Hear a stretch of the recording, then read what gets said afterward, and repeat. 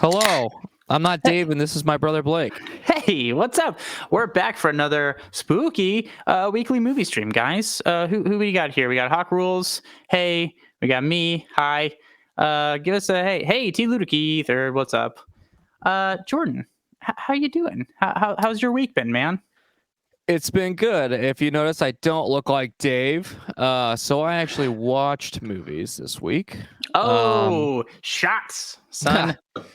It was just Top Gun Maverick 3 times, though.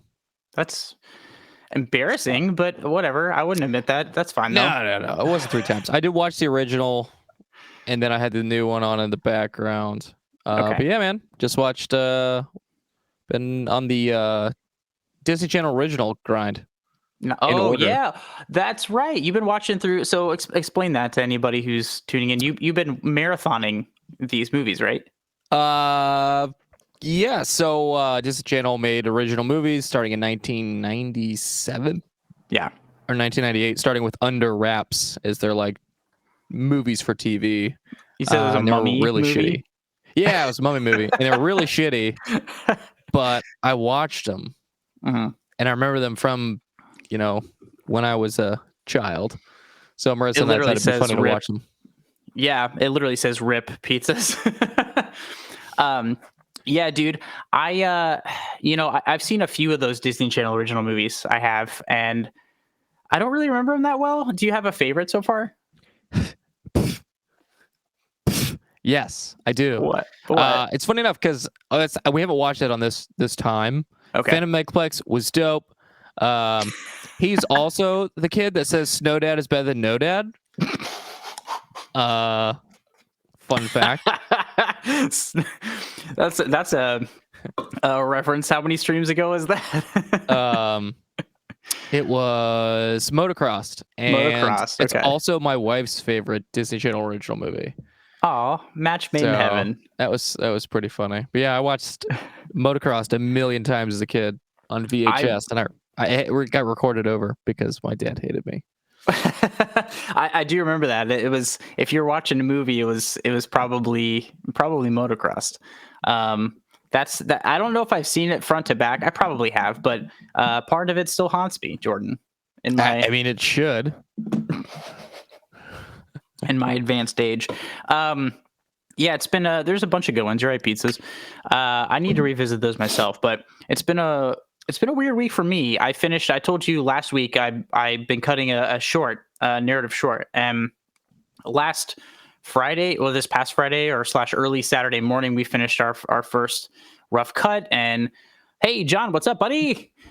So we got the cut done, and we're getting notes, and then we're diving back in tomorrow. I had a little time off with it, doing some corporate stuff, then back on the narrative grind tomorrow. We got a movie, so that'll be fun. But also, I want to ask you your opinion. Do you see this right here? Couch bed? No. These boxes? Are those more monitors that you're going to return that you're not going to use? No, I wish. So I want to ask you a question here really quick. There's a knock on my door not too long ago. There's a neighbor who just moved in. Yo, Icky, what's up?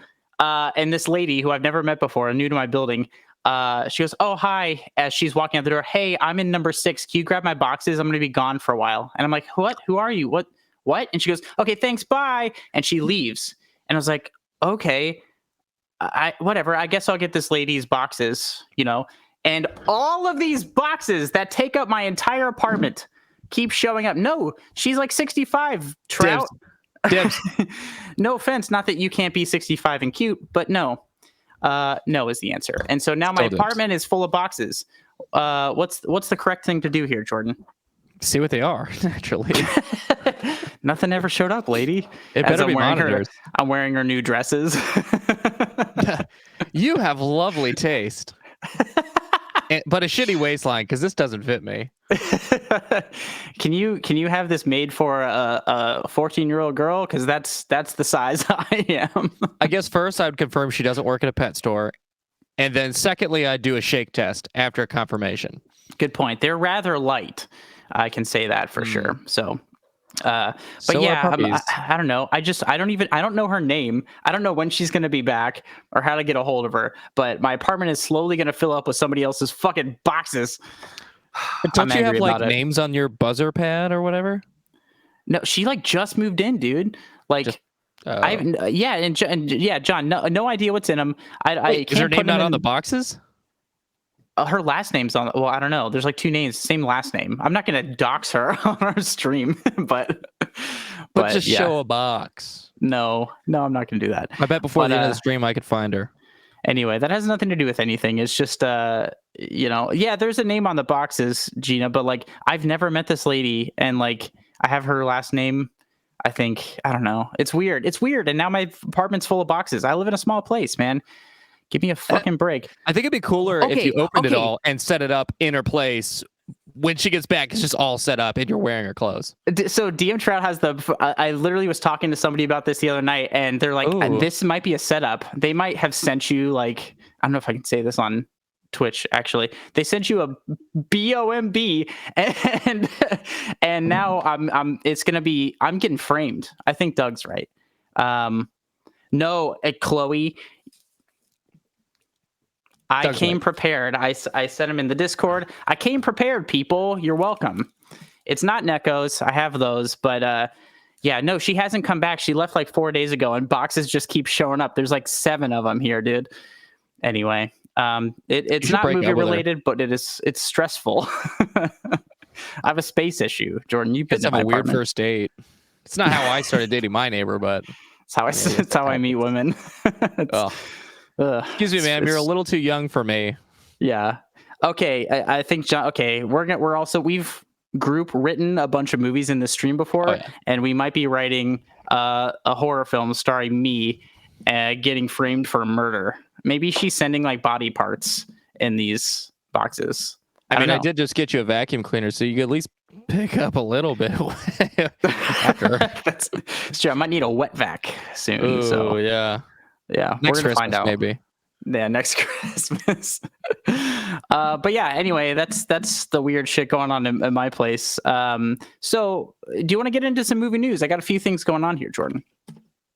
Yes. What's your movie news? This one specifically is aimed towards you. It's not so much news, but it's something I saw, and I want your opinion on it. They are redoing the Patrick Swayze movie Roadhouse. I don't know if you knew this. Yeah. So guess who's in it? Conor McGregor. Conor McGregor and Jake Gyllenhaal. Do you care? Does anybody care? I just want to see how bad he is at acting, or good. I mean, props to him if he is. True. I just want to see what it's about. Like, yeah, I'll give it 30 minutes if I illegally download it and watch it for free. I'm not going to pay to see it. That's a fair point. I'm not going to go see this thing. Oh, no. I don't know. Have you seen the original Swayze Roadhouse? Absolutely. It's so goofy. Movie. Yeah, me too. It's goofy and it's fun and it's bonkers. And I don't see a reason to do it again. But they got fucking Jake Gyllenhaal doing it and Conor McGregor. We'll see. I'm not going to. That's like asking why Goose wasn't in the second Maverick movie. Resurrect him. Absolutely. It's Ghost Goose. He flies alone. Wait, no, John, there's another Patrick Swayze movie they might remake. Why? Don't redo Ghost. Who wants a new Ghost? It's a classic for a reason. I love that movie. Jordan, do you like the movie Ghost? I absolutely love Ghost. Sam, it's so good. They're waiting for you. It's so good, dude. I absolutely love that. Okay, see, I didn't see this. Bring me all your breaking movie news because, Dave's obviously not here. Dave's late. He's running pretty late. So that was the one I had for you. This one, I have another tale to tell you, Jordan. You might have heard this, but this is very appropriate for our scary movie-ish stream. Yes, sir. Did you know? I don't know if you're aware. We have a brother. Did you know? Did you hear? Think hard. Is it coming back? Yes, it came back. I remember him too. He's our older brother. So I got a text from him on Friday. He works at a country club, and he's like, "Dude, guess who I just met?" And I said, Madonna. No, he met the actor who plays Jason Voorhees on Friday the 13th in the Friday the 13th movies. What's his original name? It's a great question. And so his original name, also known as his name, his God-given name. I don't remember. Ed White. I looked it up. I have no idea. But anyway, I was Kane like, wait, Hodder. But the thing is, he met him on Friday the 13th. This last Friday was Friday the 13th. Got to meet Jason Voorhees. Friday the 13th. What a scary January day. Pretty crazy. It got dark at 5. Super scary. I don't know. He's probably. I mean, he's old. If it actually is Kane Hodder, then he's getting up there, dude. But no, I haven't seen The Last of Us yet. Icky, have you seen it? Do you recommend it? I'm interested. To download it. Yeah, I think that's who he's talking about. But oh, cool. So I do gotta check out The Last of Us. I never played the video game. I'm not a huge video game person. They make me motion sick. They make me really fucking motion sick. So I don't play that many video games. But I think Pedro Pascal is a great actor, so I'm excited to see him in it. We know Dave's never going to watch it because he doesn't have the time, but maybe one day we'll get to it. Who?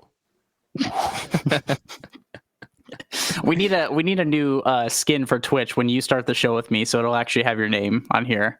No, we can swap it out. It just needs to say not Dave. That's true. Not Dave. It could be anybody at any point. Marissa played The Last of Us games. Did she? Did she like him? Do you like him? I didn't play him. I like playing games where I can kill people, not trying to avoid dying. Okay. Maybe you kill people in there. I honestly have no idea. I don't know. But she actually just told me like 10 minutes ago to illegally download it, and I was like, "Oh my god, she's having you commit crimes." No, we don't condone that here. I said I would never. But we'll be watching it tomorrow. I can tell you that. in the most legal format you possibly can find. Did they release all those at once, or is it a weekly? Great question. I do not know. Anybody in chat? I don't have whatever you pay for to watch it. HBO Max. I do. I don't know. That's weekly. Okay. It's a weekly thing. So how do you feel? Actually, how do you feel about that, Jordan? Like things coming out like that. Like we're used to the Netflix model of just dumping everything and then being able to binge it. But do you like waiting weekly? Well, I'm used to the model where it was weekly because that's how TV was, and then we were spoiled because like Netflix was like, "Oh, fuck you! Here's all your data. Like just go, never leave your house." And now they're going back to the original TV style, and I hate it. But they're making more money because they're like continuing on subscriptions and all that stuff. Yeah, it's a rug pull, but it definitely is going to keep people subscribing for longer. So I guess everybody's got to get paid because HBO's struggling apparently. Yeah, I think I'm just because they're stealing services from my Plex server. Yeah, that's true. That's very true. Like, yeah, it's just donations maybe. Oh yeah, we definitely have to do that. I will be back in Cincinnati when Scream 6 comes out. That's something I'm looking forward to. Wait, what? Yes, in March it's coming out. Thank you, Hawk Rules. I'm looking forward to it. Jordan, I saw Scream 5 with you, and Hawk Rules, I saw Scream 5 with you as well. Not at the same time, both when I was back in town. So we got to continue the tradition. Just got to get plane tickets every time a new Scream movie comes out. Yeah, another Scream's coming out. We gotta go. Gotta go.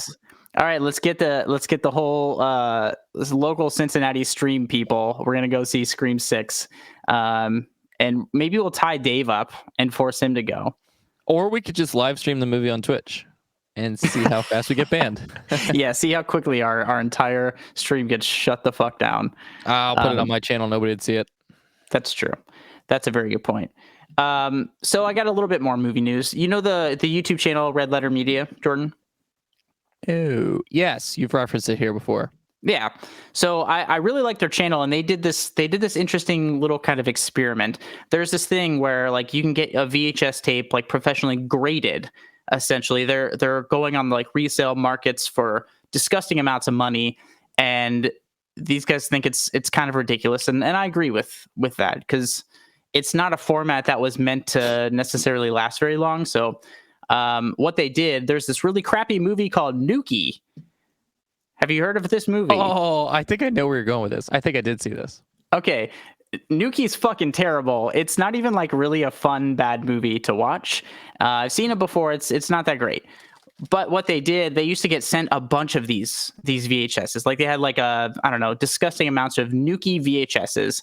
And so they found the best one, got it graded professionally, and then destroyed the rest of them, reducing the amount of Nukis that were in distribution.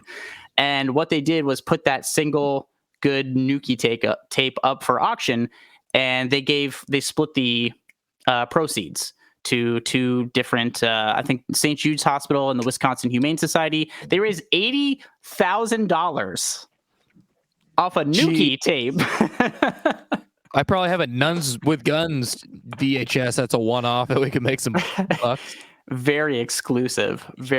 So I thought that was really fun and kind of I don't know, like we're going to get into talking more about art here when we get into the menu, but it's one of those things that's like, I don't know, are these worth anything? It's like so fucking speculative that, I guess it's worth whatever people are willing to pay for it. But I'm glad they were able to kind of take a little chunk out of those people while also raising an incredible amount of money for great causes. This movie looks like shit. Dude, it's terrible. Like you should definitely, if you can show a little clip of Nuki, you should. I won't. I don't know how. It's scary. First Price Films Meetup pizzas, exactly. But the rating thing's a scam. Like pizza's got to read the chat. It's insanity. It's the same thing with like NFTs. And okay, John, I will say it is actually, it's worse than The Room, because The Room is fun to watch. The Room is like a bad movie for sure, but there's some like fun, like rewatch value. Nuki's just like, it's boring and it's poorly made. 240 version. You do? Yeah. Okay, play a little bit of this. Just a little bit of Nuki. Let's see. Let's make this a little bit bigger here. All right. Let's see how this goes. I love it, Nuki. What's down there? Two space travelers No! are separated. Identify fine oxygen flood. Warning! Good heavens, there's another one. Oh no. Touchdown. About to Nuki myself. One is recovered. I want this creature Wait till they show it. Hopefully they show the alien in this must thing. find his way on a strange planet, confronting the perils of the jungle. Don't shoot! Oh no!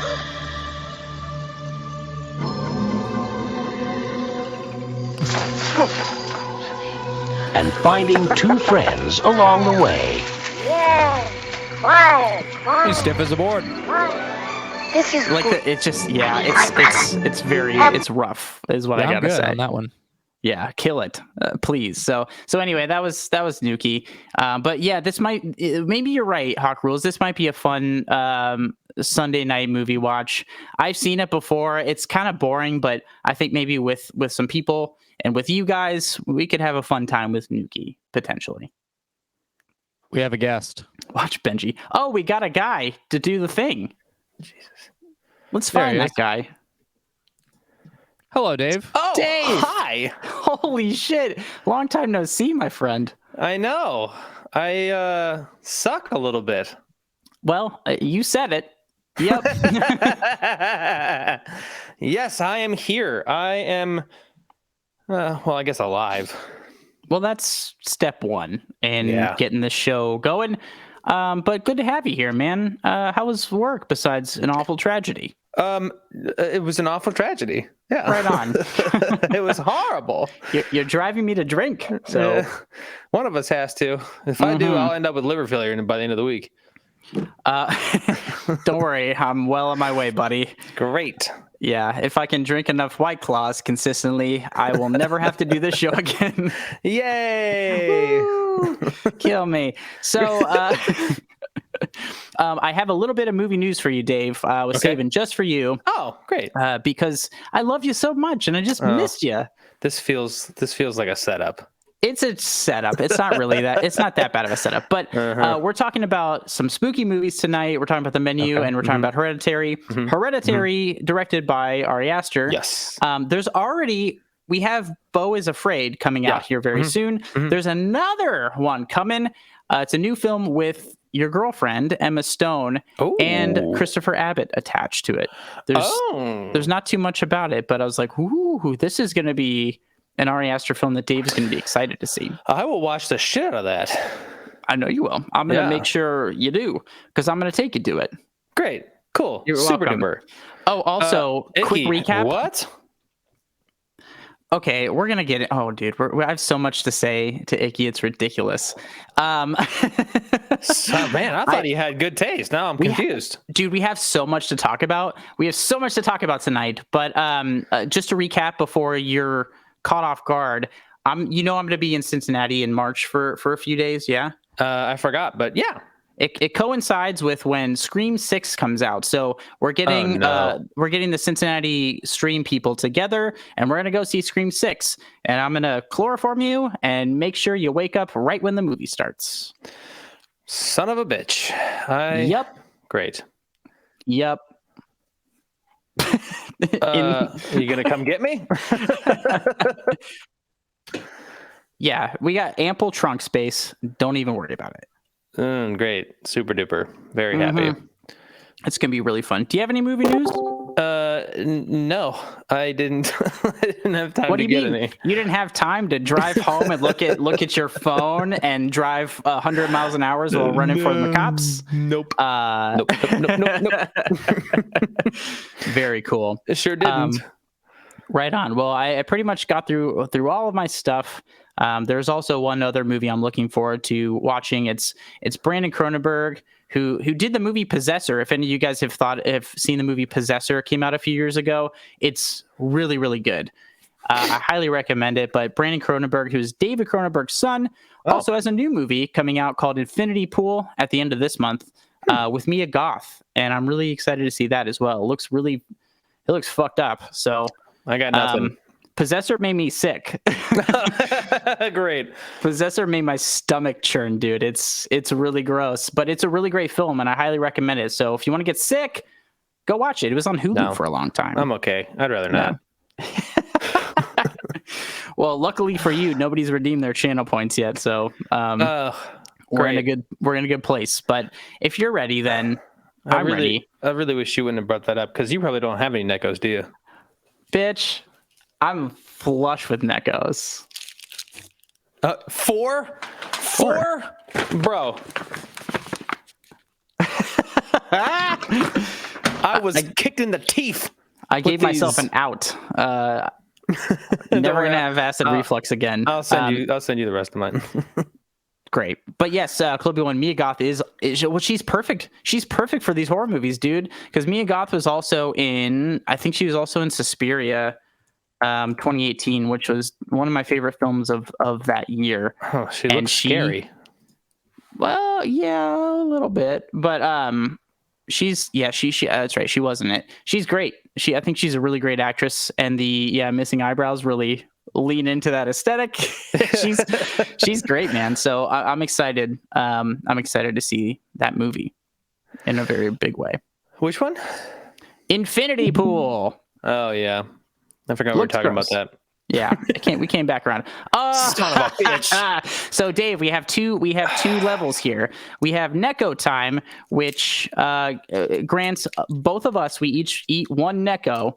And then there's Super Necco time for a lot of channel points, where the person who redeems it can choose which one of us gets to down 3 of them in a row or at the same time. I hate you for deciding all of this without me. I tried to fucking warn you. All right. I don't know. I got the yellow one. So. I'm just going to go in order. I got a purple one. Yeah, we can't skip because I know which ones I like. And I don't think this is one of them. So, all right. Okay. Here we go. Oh, you like these more than I do. Oh, good. That face makes me feel better. Your pain makes me feel better. One Necco, baby. You gotta up the dosage here. Yeah. I can only have Horrible. I can only have so many before my stomach actually turns into just a big load of chalk. Tasting fucking notes. gross, dude. Okay. Yes. So gross. It with tastes of. a hint of nasty. Oh, I'm tasting a little bit of third grade in there as well. Just a little bit towards the back of the tongue. I think that one was supposed to be lemon. So like it's like lemon colored chalk. Not even flavored, just colored. Mine is pink flavored. I don't know what it's supposed to be. I would also get Gross. killed. I would want to be one of the assholes who gets killed in the movie we're just about to talk about right now. A little movie called The Menu that we dove into. So we're going to get into it. After our last stream last week, I looked at my phone and I got like 30 text messages. That's dramatic and not true, but I got a lot of text messages saying, "Hey, have you seen The Menu? Have you seen The Menu? Blah, blah, blah." And I was like, great.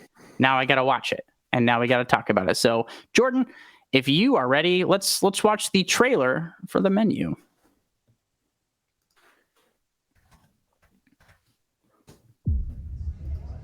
At some point. Here we go.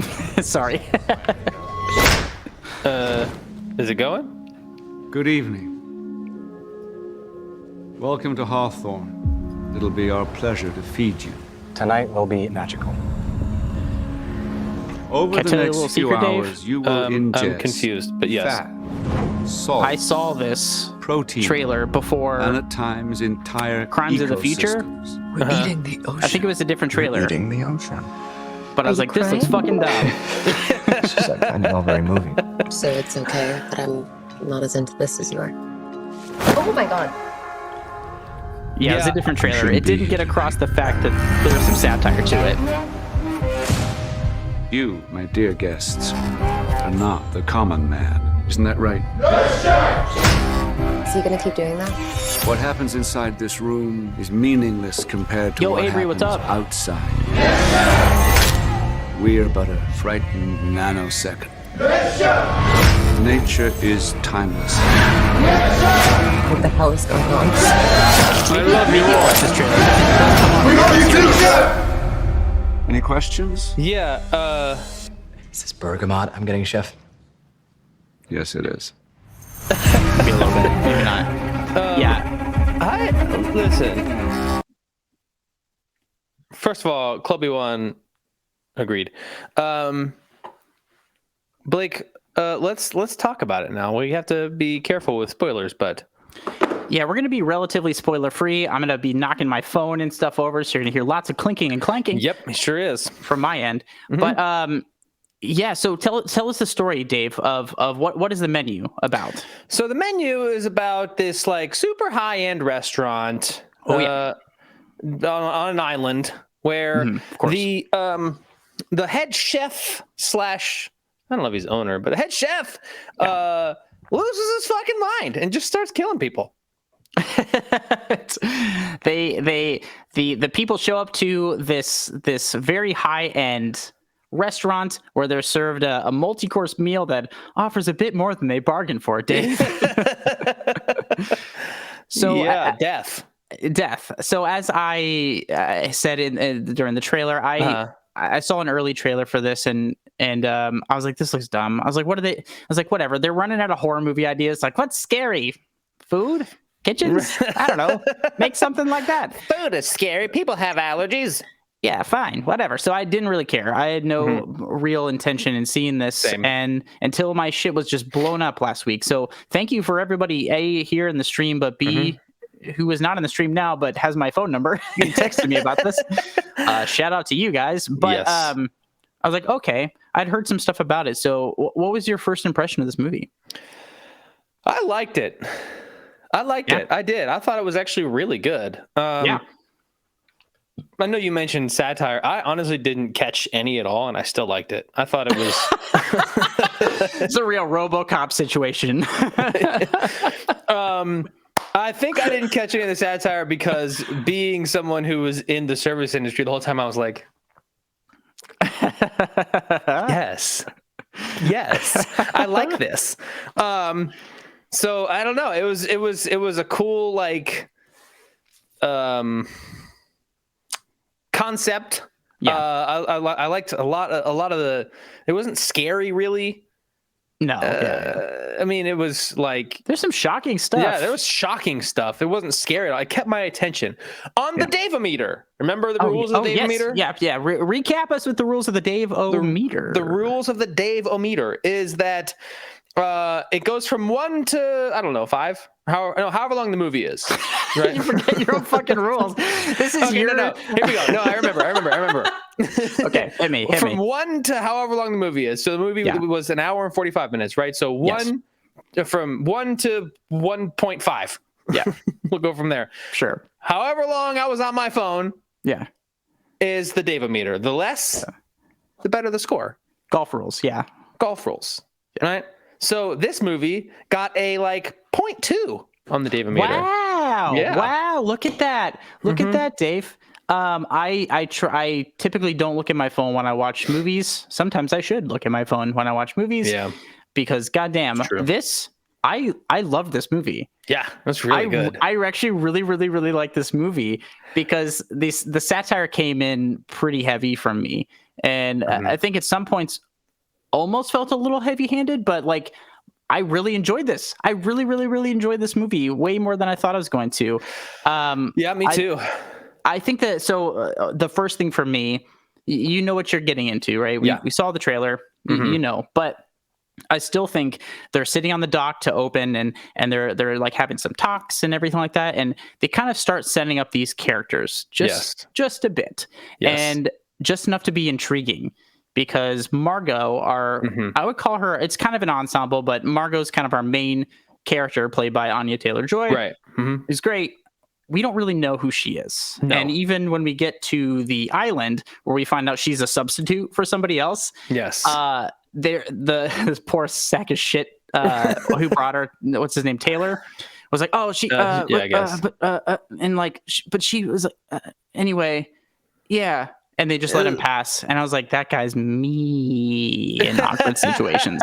That guy's like, I can't fucking explain myself to save my life in those kind of situations. So it's ridiculous. That part kind of threw me off. I was like, wait, we'll just say why are you making this awkward? Just be like, oh yeah, she couldn't come. Yeah. Well, we understand why later, because I don't know, whatever. I don't know. I'm not going to spoil anything. You should go see this movie. Speaking of spoiling, but you should go see it. But honestly, yeah, I know we get why, but like in the moment, I was like, calm down, bro. I relate to this guy. I would panic. It does not warrant panicking, but I would fucking panic. God damn it. It's Neko time again. Here we go. Right. I have. Oh, this is going to be a bad one. God damn Which one did you get? I got yellow again. It has a grayish tint. I don't know. Cement. All right. Here we go. Down the hatch. I'm trying not to crunch in the mic because that's got to be fucking gross.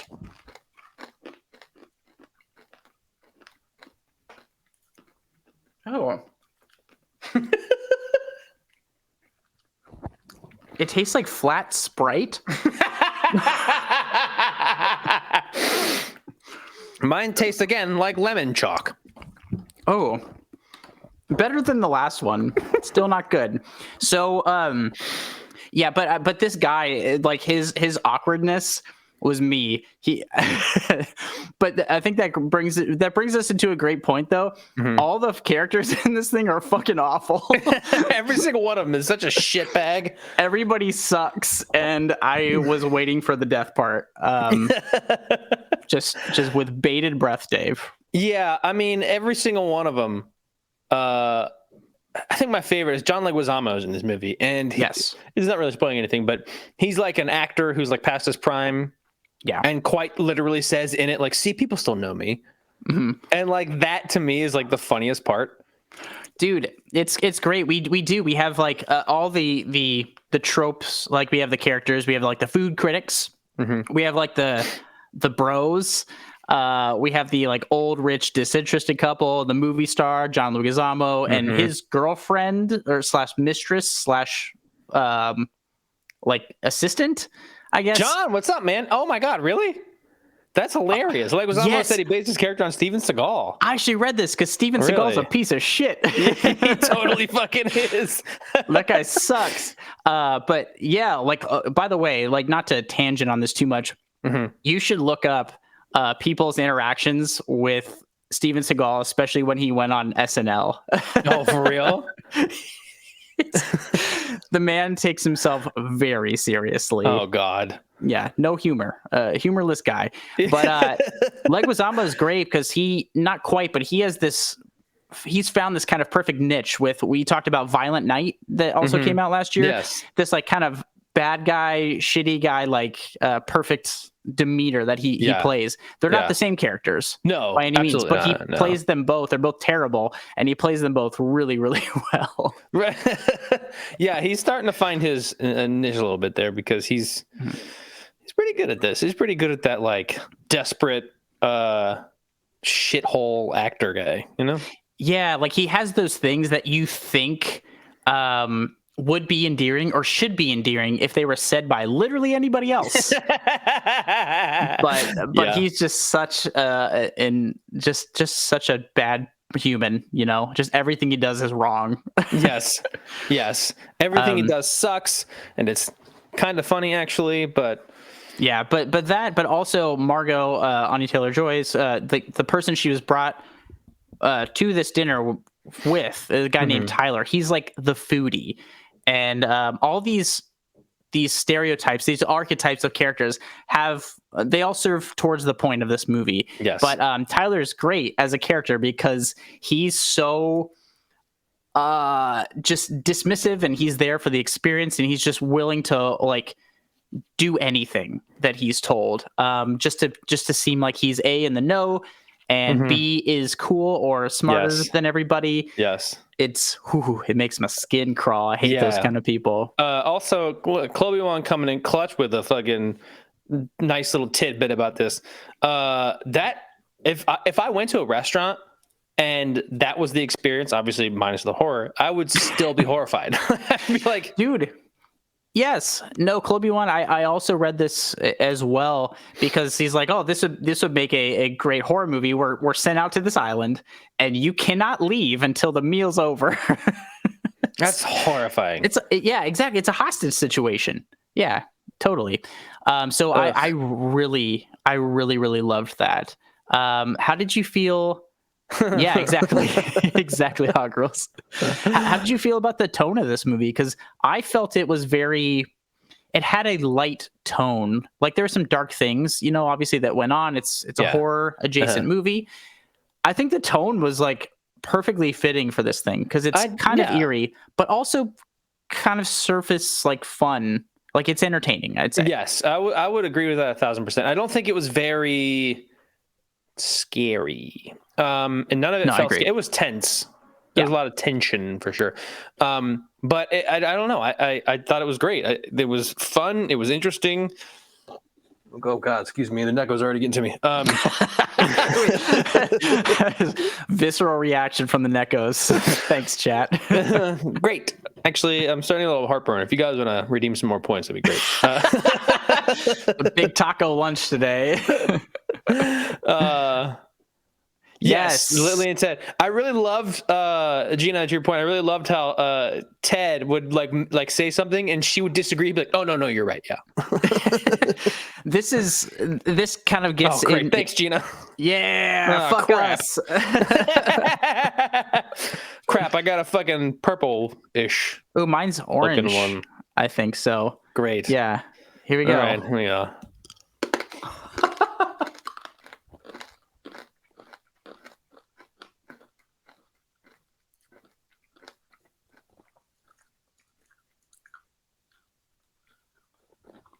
Ugh. Ew. Ugh. Oh. Oh. Oh God! I forgot to grab water before this. I forgot we were doing Neckos. You fucked up, dude. So, no, but you're 100% right. The critics. Okay, so I guess top level for all of this is this. Obviously, this movie is a commentary on art and artists and artistry, as well as the people who the patrons who consume these things. Right? It's pretty obvious, right? They talk about it. But I think what's great about it is it lobs criticism in both directions. It's pretty much tackling the extremes of these things. And the food critics, I think, are like the most top level, like pricks about this stuff. And it's like, oh, the emulsion's broken. Right. And so they serve her a big bucket of emulsion, of broken emulsion. And it's so much fun because they just shove it in these people's faces. And I thought that's where this movie was going. It's just like, oh, it's just a takedown of stupid people who like watch film or consume art, aka us. Yes. Which is valid. We're dumb. Don't listen to us. But people who take themselves very, very seriously, and the food industry is, I think, the perfect example, and probably the most extreme example of it, which I think makes it perfect for this kind of movie. Yeah, and it's funny because there are a lot of people in the food industry, especially, that take themselves way too fucking seriously.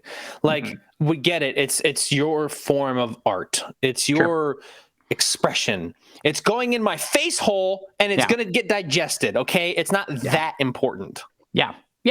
But like, okay, so I'm glad you got into this, because I understand, and I fully understand. There's like some high end restaurants who, you know, have little dishes, and it's not meant to be like, oh, I'm trying to fill up on this food. It's a flavor kind of thing. Whatever, you're paying for the experience, and I get it. So I also think it's disingenuous when people, like, especially people who have the money to go to these places, go and they're like, well, I didn't even get this, so I'm not even hungry. It's like, how am I supposed to eat this? And it's like, well, did you show up here not really knowing anything, willing to spend like $100,000 on this meal? And it's like, what were you expecting, you dumb dick? So I think it's a very fun way to talk about that, but also pushing the other way, talking about the actual, like what you were saying, the super intensity of some of these like food people who are like, you know, you have to experience this plate, but only from the freshly skinned eel from like a certain hole in Marianas Trench. Like, it's like, relax, please, relax. It's not that serious. Yeah, Chloe one, I did love that course. I thought that was hilarious. So funny. But it just reminds me of this whole thing. Just reminds me of when me and one of my cousins, before I moved back here, she came out and visited, and our birthdays are a day apart, so we celebrated our birthdays together, and we went to I forget, it's one of the more expensive restaurants in LA. It's one of those super bougie ones. There's a lot. It was one of those ones where it was like 4 or 5 courses, and like it was exactly like this, where it was like not enough food to do anything. Yeah. And like she spent, because she was like, no, I got it. It's fine. I'm on vacation. Why not? She spent like $700 between like 6 of us. Or no, there was like 5 of us. And we all went and like got Taco Bell afterwards. I was about to make that joke. Like, you finished, cool, thanks. You pay the bill and go through the Taco Bell drive-thru. Yeah, that's exactly what happens. A gallon of Baja Blast. Oh, it's nuts. Oh wait, no, that's kind of a spoiler thing. Never mind. I was going to say something in that same kind of vein about the movie. I do like the way that it like eases itself into this movie, and I think it gives you a great sense of tone. It's going to be fun. It's kind of a culty kind of setup. Like, the people on this island are like live and breathe and die by like the way this like food is prepared, and the lady, I forget her character's name, but she walks the maitre d'. Yeah, the patrons through their process, and they like sleep in a bunker and like and all this stuff, and she goes through their day. They sleep like 4 hours a night because they're up and they're like hunting and fishing and doing the things, and it's so funny and so over the top. Thank you so much. It's Elsa. But you know, I think one of my favorite parts about this movie is when some of the patrons ask for something that's not like in front of them, and she goes, "No." And they're like, "What?" She goes, "No." Yeah, dude, I love this part so much. Again, not a spoiler, so don't be mad at us if you haven't seen it. You should go see this. But I've been to restaurants. I wouldn't say like super high end restaurants, but restaurants where it even says like, we ask that you don't ask for substitutions or whatever. Yes, you know, these are done with care. And people are like, yeah, but like, do you also like have this? Can you just like cook up this, and this? Mm-hmm. I'm like, then why did you come here? And of course, like this poor server is getting paid like minimum wage, and she has to tell these like rich assholes no, right? Because they can't. And so it's just like so terrible. And like these bros are like, just slip us some bread. Do you know who we are? Right. And like LA is the perfect like place to get that. And Dave, you've worked in food service. Yes. I worked at a Jimmy John's for a while and got bacon thrown at me once. But short of that, I haven't had any like super crazy experiences. Have you? I have. Oh my. Yes. Are you serious? Of course. One time, because I'm gonna. What's the fucking word I'm looking for here? Preface. Thank you. I was about to say preference. I couldn't fucking get I'm going to preference this entire speech. I'm going to preface this. First of all, Icky and I worked at this restaurant together. It's a burger joint. It's in like one of those like outdoor strip mall type things that had a movie theater. And a lot of people would come eat at our restaurant before their movie. Yeah. But like 85% of the people that would do that were like, okay, they got the menu. Like, okay, so our movie is in like 20 minutes. What can we get? Oh no! Yeah, and like 100% of the times we were like nothing. Like we can't. It takes at least 20 minutes to cook the burger. Yeah. Oh so, no! Nothing. And they would get mad. Like you can cook anything. Like I give you like cheese bites or some shit. Like, but like, we can't. Yeah, and you're right, Icky. I remember that. Umami was a no substitution restaurant at first. Yeah, they would not let you change anything out if you were allergic to something. Like get something else. And it's kind of I kind of understand that because I get I get wanting stuff off there that you don't like. Sure. But if you see there's no substitutions, just find something that you do like. Yeah, no, that's fair. It's like trusting the chef. Yes, exactly. Like I've discovered a lot of things I actually do like based on like, oh, no substitutions. I was like, well, I get like most of the things on there. And then like you discover some new flavors and you like them. But John, I just wanted to let you know it was thrown by a customer.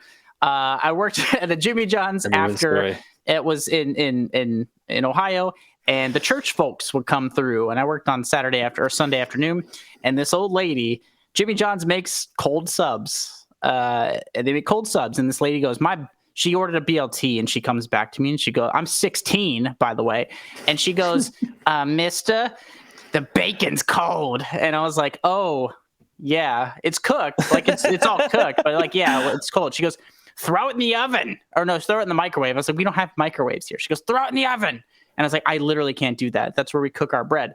And she goes, you gotta be kidding me. I demand you throw it in the oven. And I was like, I literally fucking can't, lady. I don't know what to tell you. I get paid $5.85 an hour.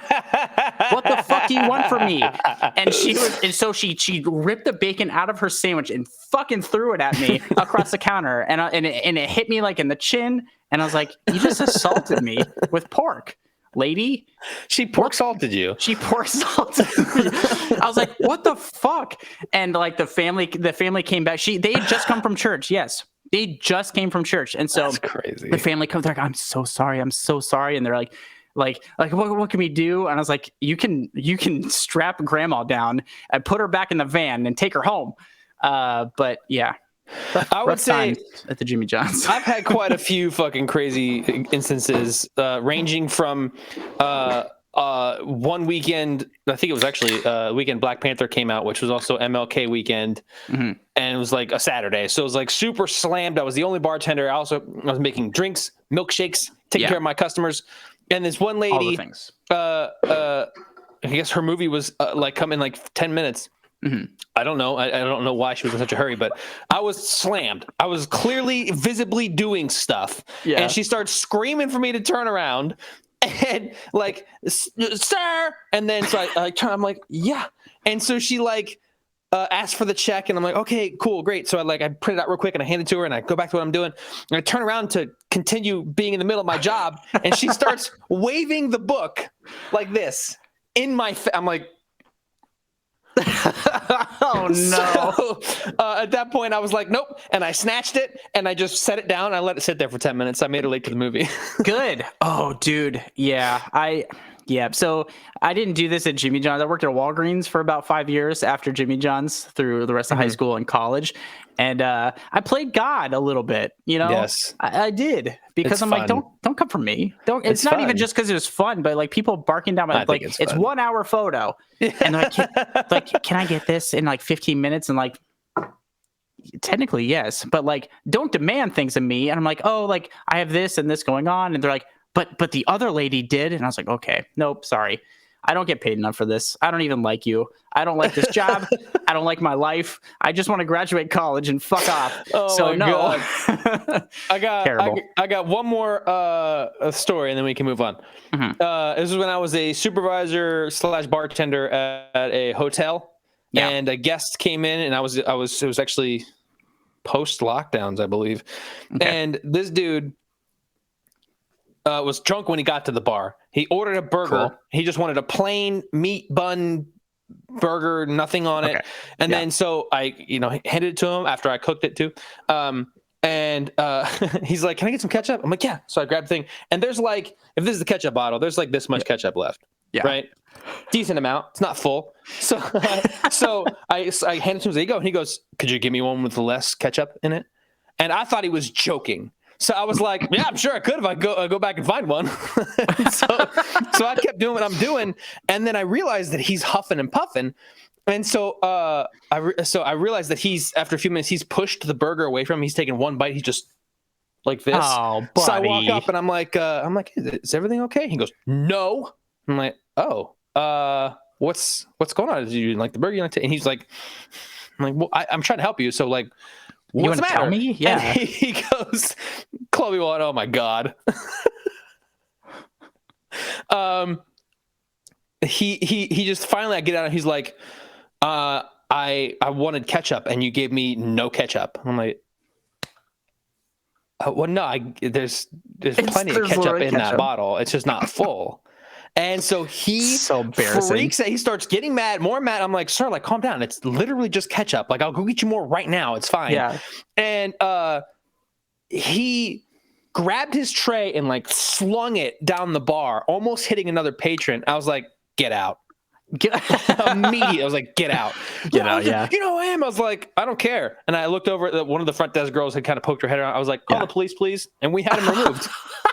We had him trespassed, and he's never allowed back into that hotel ever again. Dude, over ketchup. Dude, yeah, this guy just maybe the stock market crashed or something. I don't know. Something bad happened to this guy, and he wanted to fight you over some fucking ketchup. Listen, I forgot a key part of the story is when he first came up to the bar. He started talking to me. I could tell he was drunk, and I was busy still opening the bar, whatever. And then I was walking away from him, and out of the corner of my eye, I see him like, "Oh, what's your name?" "I'm Bill," or whatever. And he reached out for a handshake, and I ignored it because I'm not touching your hand. You're a patron. That's weird.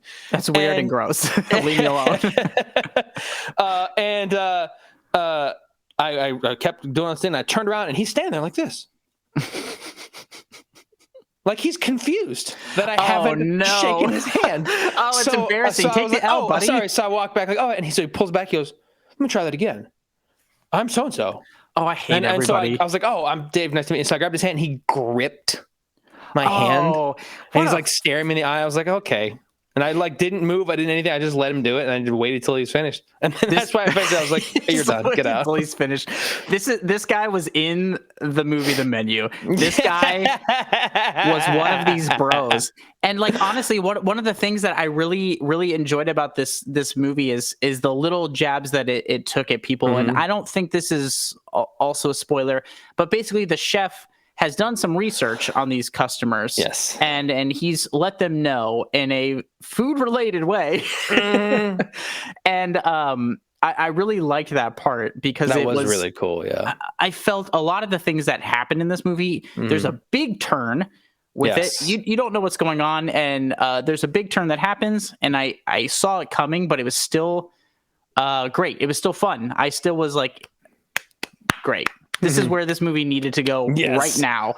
And but the way that these guys and all these people were shown their indiscretions, I guess, if you will, it was really fun and like really goofy. And that's where the satire comes in for me, because what is the most over the fucking top way you can use food to show people they're assholes? Yeah, and see, I guess that's why it didn't come across as satire to me, because I was like, oh god, I would love to do that to customers. This is just like a fantasy film for you, like a little bit.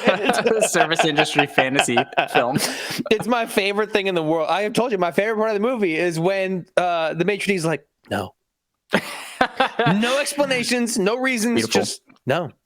It's beautiful. I absolutely love it, and like I said before, I touched on this. Her character is great. Mm-hmm. She's so great, and she's so firm, and she has that. This is what I noticed too. She has that perfect tone with people. Mm-hmm. You know, she's like customer facing, so she's this way, and somebody says something, she's like, no, this is like not that way, and they're like, what? And she goes, anyway. You know, it's great. I was like, oh, so good. Like, she wears the mask well. Yes. So I appreciate that. But I also want to get into a little bit of the acting. I think it's Ralph Fiennes, Voldemort himself, is in this movie. And I was wondering why he looked so fucking familiar. Yeah, so it's the guy who saw like one Harry Potter movie. Yeah. He's perfect memes. For this film. He's so perfect for this film. Mm-hmm. He's so serious, and he delivers all this ludicrous dialogue and all these things with like the straightest face ever. He nails it, and I think because of that performance, it sold this entire premise to me. Mm-hmm. Yeah, he definitely. He definitely nails that character for sure, and he is the most unsettling part of the movie. That's absolutely for sure. Not the bloodiness or the killing or whatever. Just his demeanor is like, oh yeah, yikes! Because the man's got nothing to lose. He's essentially a man. It's like to go back to like artistry and stuff. It's like how can we relate this to film? It's like, who's a deeply unhappy director? All of them? Yeah. I don't know. That's a great point. Fucking Scorsese, probably. That he came to mind, but only because of the MCU comments. I don't think he's an unhappy director in general, but he's unhappy with the state of film. And I get it. The man knows his stuff, and I love his movies, and he's incredible. But he's great. Yes, but he gives me those vibes of like, I do all this stuff and I put all this work in, and then there's these dumb fools just ramming popcorn into their fucking gullets and just getting through the movie, and they don't care, and then they leave. It's boring, it's long, I don't care, whatever, I barfed a little in my mouth and then I left. And like, so I get it, but I also feel that way. I don't know, I feel like this entire thing can be translated to so many different artistic mediums and like specific industries, which I think is exactly why it works for me. Yeah, I mean, I agree. I think that there's a lot of different translations that can be made from the concept of this movie. I didn't think of anything other than sticking it to those shitty ass customers. You're very one-track minded on this, which is fine because it spoke to you in a certain way. I thought, of course, to speak to Clubby One here, it was one of those things for me that, of course, I was on this. He's like, it comes off as crazy, of course, but I got on this guy's side. Yeah, I did very quickly. I did when Margot figured it out. That's when I was like, oh, okay. Yeah, because they do that thing where they make him mysterious and creepy and stuff, but then they inject a bit of backstory, and not with dialogue. They don't have that big sit down thing like, well, when I was a boy and blah blah blah. Like we're told a lot of this through like really interesting and kind of funny shots and exposition and stuff through the critics and stuff. And I love that. I think that his backstory is revealed so perfectly. So by the end, I'm like, yeah, I get it. I'm with this guy. Like, fuck him. Yeah. Fuck everybody. I hate this. I hate everybody, and everything sucks. I mean, I was on the fuck everybody train, already, but I understood him, right? Like when Margot figured it out. Yeah, no, I agree. But I mean, overall, I really, really enjoyed this film. For me, do you have any dislikes for this? Honestly, I don't. I really don't. Like I said, my David meter was really low. And the only reason why it wasn't 0 is because I started out phone in front of my face. And this was like a reverse Dave meme where I'm like, I don't care. This movie's going to be stupid. And then I was just like, dude, that's so funny. It's so funny, and that's what I think is also interesting talking to you about movies, because we watch and consume movies in two very different ways. Yes, it's funny how much we do connect and our visions align on things, but like if I'm watching a movie, I don't look at my phone. I ignore important things, health crises, and weather phenomenon. Fuck it, I'm watching a movie, even if it sucks. But I like that about you. For me, I have no real criticisms of this movie. I think it's great, and I think you should go watch it. I like the slow reveals about everything and everybody. The only thing I wish, which would have added unnecessary runtime to this movie, I wish there was a little bit more payoff to everybody's characters. I think they were set up very well. And lots of interesting things in their indiscretions and stuff. There's no real payoff other than, the fates that everybody succumbs to kind of at the end, which is all kind of the same. It's my only thing. I don't think it took anything away from the message or anything. So it's a bit of a nitpick, but that's the only thing I think I could have wanted a little bit more of. I can see how you would say that. Yeah. I can see how you would say that. Yes. I can see how your stupid brain. No. For real, though, I 100% understand that point. Yeah, I mean, that makes sense. There's I have no rebuttal. I think, absolutely. Yeah. Yes, Chloe, when I agree, Nicholas Holt's character, Taylor, paid off very well. Paid off, done real well. Paid it off real well, I'll tell you what. Yeah, I think that the people who mattered most had their character arcs paid off, and which is why I'm fine with all that stuff. No, I'm not doing it again. Thank you. not without some channel points there. Yeah, the way I already lit my room makes me look really shiny already. I'm just gonna turn into a beet when I fuck it up. Ooh, buddy. I have to get all of my freaking smart bulbs out of storage, so now I can have a coolly lit room like you do. I only did it because I was working and it started to get dark, and my lights just automatically turned on to this because this is what I had on last night. And I was scrambling to get ready. I was on like phone calls and shit right before the stream, and I'm like, fuck it, this is what it is. So we got a spooky lighting setup tonight. I like it. But yeah, thank you. But overall, I really enjoyed this film. It's on HBO Max right now. You can go check it out. It's a recommend from me. Do you have any caveats, Dave? I assume it's a recommend for you. I don't have any caveats at all. I think this is a surprisingly well-made movie. It's very engaging. It's beautifully shot. It's interesting. Apparently, there's satire that I missed.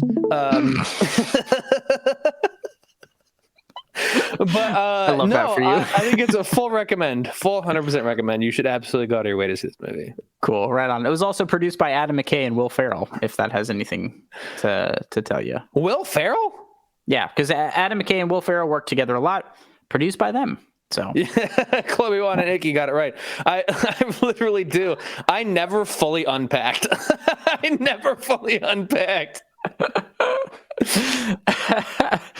Oh, geez. Well, that's it. That's all I got for the menu. Again, go see it. But we're moving on to a 2018 film called Hereditary by director Ari Aster. His first feature-length film. Dave is, yep. Yep. I have a lot to say about this movie. Dude, there's a lot. So whatever. Before I keep flapping my fucking mouth, we should just watch the trailer for it. Let's watch the trailer. Icky. God damn it, Icky.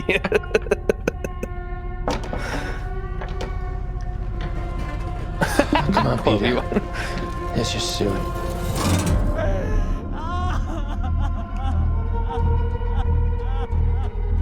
Oh my God. It's heartening to see so many strange new faces here today. I know my mom would be very touched and probably a little suspicious. My mother was a very I'm only going to make sounds to this entire trailer. Yeah, I'm just going to make faces. It's Grandma. You know you were her favorite, right? Even when you were a little baby, she wouldn't let me feed you because she needed to feed you. She was a very difficult woman, which maybe explains me. I recognize you from your mother. What? Sometimes I swear I can feel them in the room. Oh my God! What's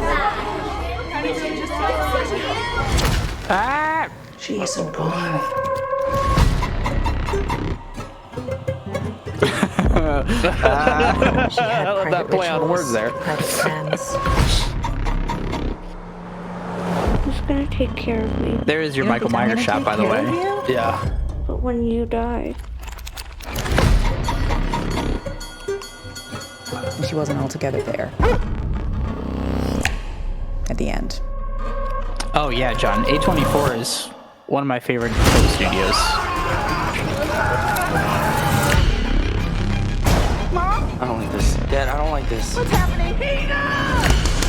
Don't you ever raise your voice at me! Hot rules to be determined.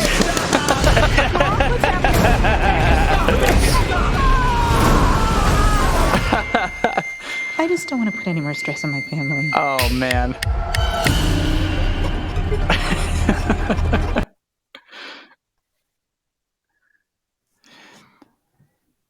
So Dave.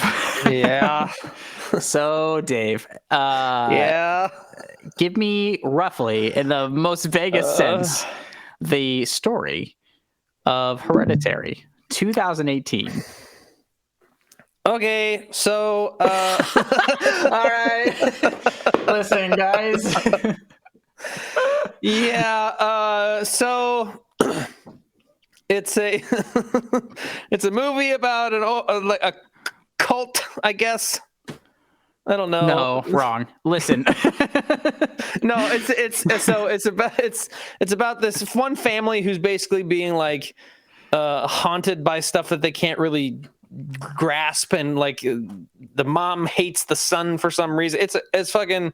It's creepy and weird, and I have forever scarred having seen it now 3 times. So yes, this is my second time seeing it. So that's roughly the idea of the movie, but I feel like a lot of people have seen this. If you're in the chat, if you've seen it, let us know if you've seen it. If you just watch it, we were almost watching live with him on Discord as he was updating us.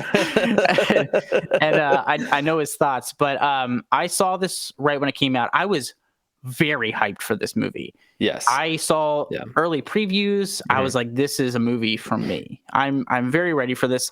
But when I originally saw it in theaters, I really wasn't about it. Really? I wasn't. And not that I didn't see the like artistry in it, but this movie, and this kind of gets in one of my dislikes, but I fucking hated the way this movie was marketed, because they did one of those things where they showed like the audience and like, this is the scariest movie since The Exorcist. And they're showing people's like heart rates and stuff throughout the movie. And I was like, oh, fuck. And so it did that thing like it did for The Black Phone with me, where I was like, I bought into the hype. I was like, I'm ready to just be like blown away and like really fucked up by this movie. And I go, and I guess I was expecting one thing, and I got something else. And so I was like, fine. And yes, it was absolutely overhyped without the payoff. So I was excited to see this again, because I love Ari Aster's follow-up film, Midsommar, whatever you want to fucking call it. Don't come for me. But I love that movie. It's such a great film. So I've been really wanting to rewatch it, and this is the perfect excuse to do it. This movie hit very, very, very, very hard for me this time. Really? In an uncomfortably heavy way. This movie hit for me. This movie fucked me up in a very visceral way, Dave. I'm telling you, this time, fucking regret watching it again a little bit. I'm not gonna lie to you. I watched a lot of fucked up shit, but this movie really, really messed with me. So we're gonna get into it, Dave. So what are some of the things you like about this movie? So It's like is a strange term and for this movie for me. Appreciate whatever. Because I didn't like a single goddamn thing about it. That's fair. That's fair. But aside from the acting is brilliant. Yes. Okay, listen. This is Gina. It's a good question. The Dave scale is different on this one. Yeah, thank you, Gina. I have to say, because I've seen it twice. And the first time I saw it, I was so uncomfortable and confused that we immediately watched the whole thing again. Because I was like, what the fuck did we just watch? And my friends were like, run it back? I'm like, okay.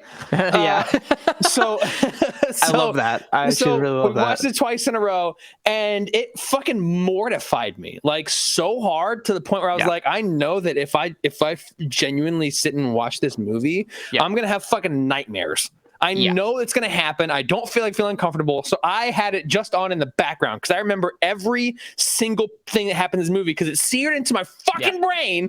So I was literally just like the whole time, I'm like, dude. I had the whole spread. I was like, yeah, I'm gonna watch Hereditary again. I'm like, I'm ready to give this movie like another chance. I think Ari Aster is a really great director. Yeah. I got a bunch of Indian food, which was a big mistake. and I was ready, and this it sent me on a terrible journey. And Kobe One, I wanted to let you know that I agree with you. I think this is a horror movie, but not a scary movie. I agree 100%. It didn't scare me. It just fucked me up. I was like, what? Everything made me so deeply uncomfortable. This is one of the most dreadful films I've watched in a very long time. Like, and I watch a lot of fucked up shit. I do. And it was just like stomach churning the entire time, Dave. I felt awful the whole time. And like, can I be honest with you? I almost turned it off. What? I almost turned it off. I was just like, it made me feel so bad, Dave. We're going to get more into it, but I'll tell you exactly when and where. Amazing. I love it. But this movie really, really, really fucked with me. But I think it was already brought up in the chat. How do you feel about the acting? Oh, yeah. I said I love the acting. But do you have more to say about the acting? It was good. It was fantastic. I mean, I think Alex Wolff, I think somebody pointed out is his name. I think he fucking nailed it. Toni Collette fucking knocked it out of the goddamn park. Yes. She really blew me away with a lot of the scenes and how she just spiraled. And then I don't know the sister's name, and I feel bad about it, but she was really good too. Charlie. Well, is the character's the name. Actor's name. Yeah, I know Charlie's the. But yeah, the whole family, the creepy people, it's just everything was just so good. It was the acting was just incredibly on point. Millie Shapiro is her name. Okay. There was kind of a campaign at the time for like almost a small online Oscar campaign for Toni Collette. She should have been nominated. I agree. This is a devastating performance. And even the father character played by Gabriel Byrne is just kind of like, he's so detached. He's like the only one trying to hold it together. And dad was so good. Hawk Rules, you're absolutely right. Which one was she? She was the one from the grief counselors that she met, who's also in The Handmaid's Tale. Gotcha. She was so good. She's great in everything. You're absolutely right. But the father's just trying to hold it together. So as Toni Collette's character, the mom is like freaking out. Everything's terrible. The Alex Wolff's character, the brother, losing it, and the father's just trying so hard to hold this together. And there's that one scene where he rolls up after his son hurts himself at school, and he's sitting at the traffic light and he just starts crying. And it's, oh my God, it's so this movie is so hard to watch, but the acting is unbelievably phenomenal. It's exceptional. Nailed it. Everybody in this movie nailed it, and it's just so good. So I have to say, well, so the part that snuck up on me, and made me cry was I was sitting there. I was like, I know what happens in this movie, and is this a spoiler conversation? No, it's fucking 4-year-old movie. It's fine. It's okay. So Charlie, the daughter, is decapitated by the pole, right? And then so the brother, it just like he's like in shock, so he just like drives home, and I'm like, oh man, this feels bad. This feels really, really bad. And so he drives home and he just gets into bed. And I remember this being startling when I first saw it. And then this wasn't the part, but you hear the mom screams. Yes. And then you cut to that scene where she's just in her bedroom and her husband's consoling her and she's screaming. She wants to like die and all this stuff. And I just started crying. What? I just started fucking crying. It was so overwhelming. And it's like so much. And like, you know, I mean, we're however many years, almost 5 years removed from this film, and it's so intense, and it caught me. My life has been crazy since then, and it just caught me off guard.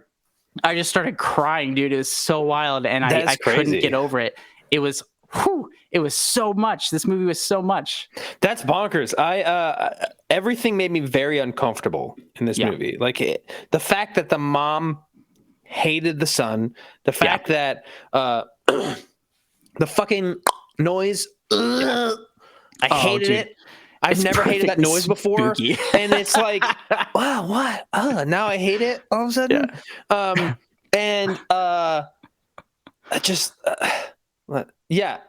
That scene in particular, I remember going, when it happened, like, oh my god, that's fucking insane. So Icky, I had a fucking joke that popped into my head this time, and I was like, now you gotta say it. Now you gotta say it. At least you probably can breathe better now. Fucking rip. I hate myself. No, Dave. I hate myself. You know what I'm doing? I'm gonna make you eat an echo for that. No. Oh shit. Oh, so did Chloe one. Oh god. Christ. All right. That's this one's a brown one, I guess. Hilarious. I think mine's purple again. So here we go. Sorry. Is that why you did it? Because my bad joke? Is that why?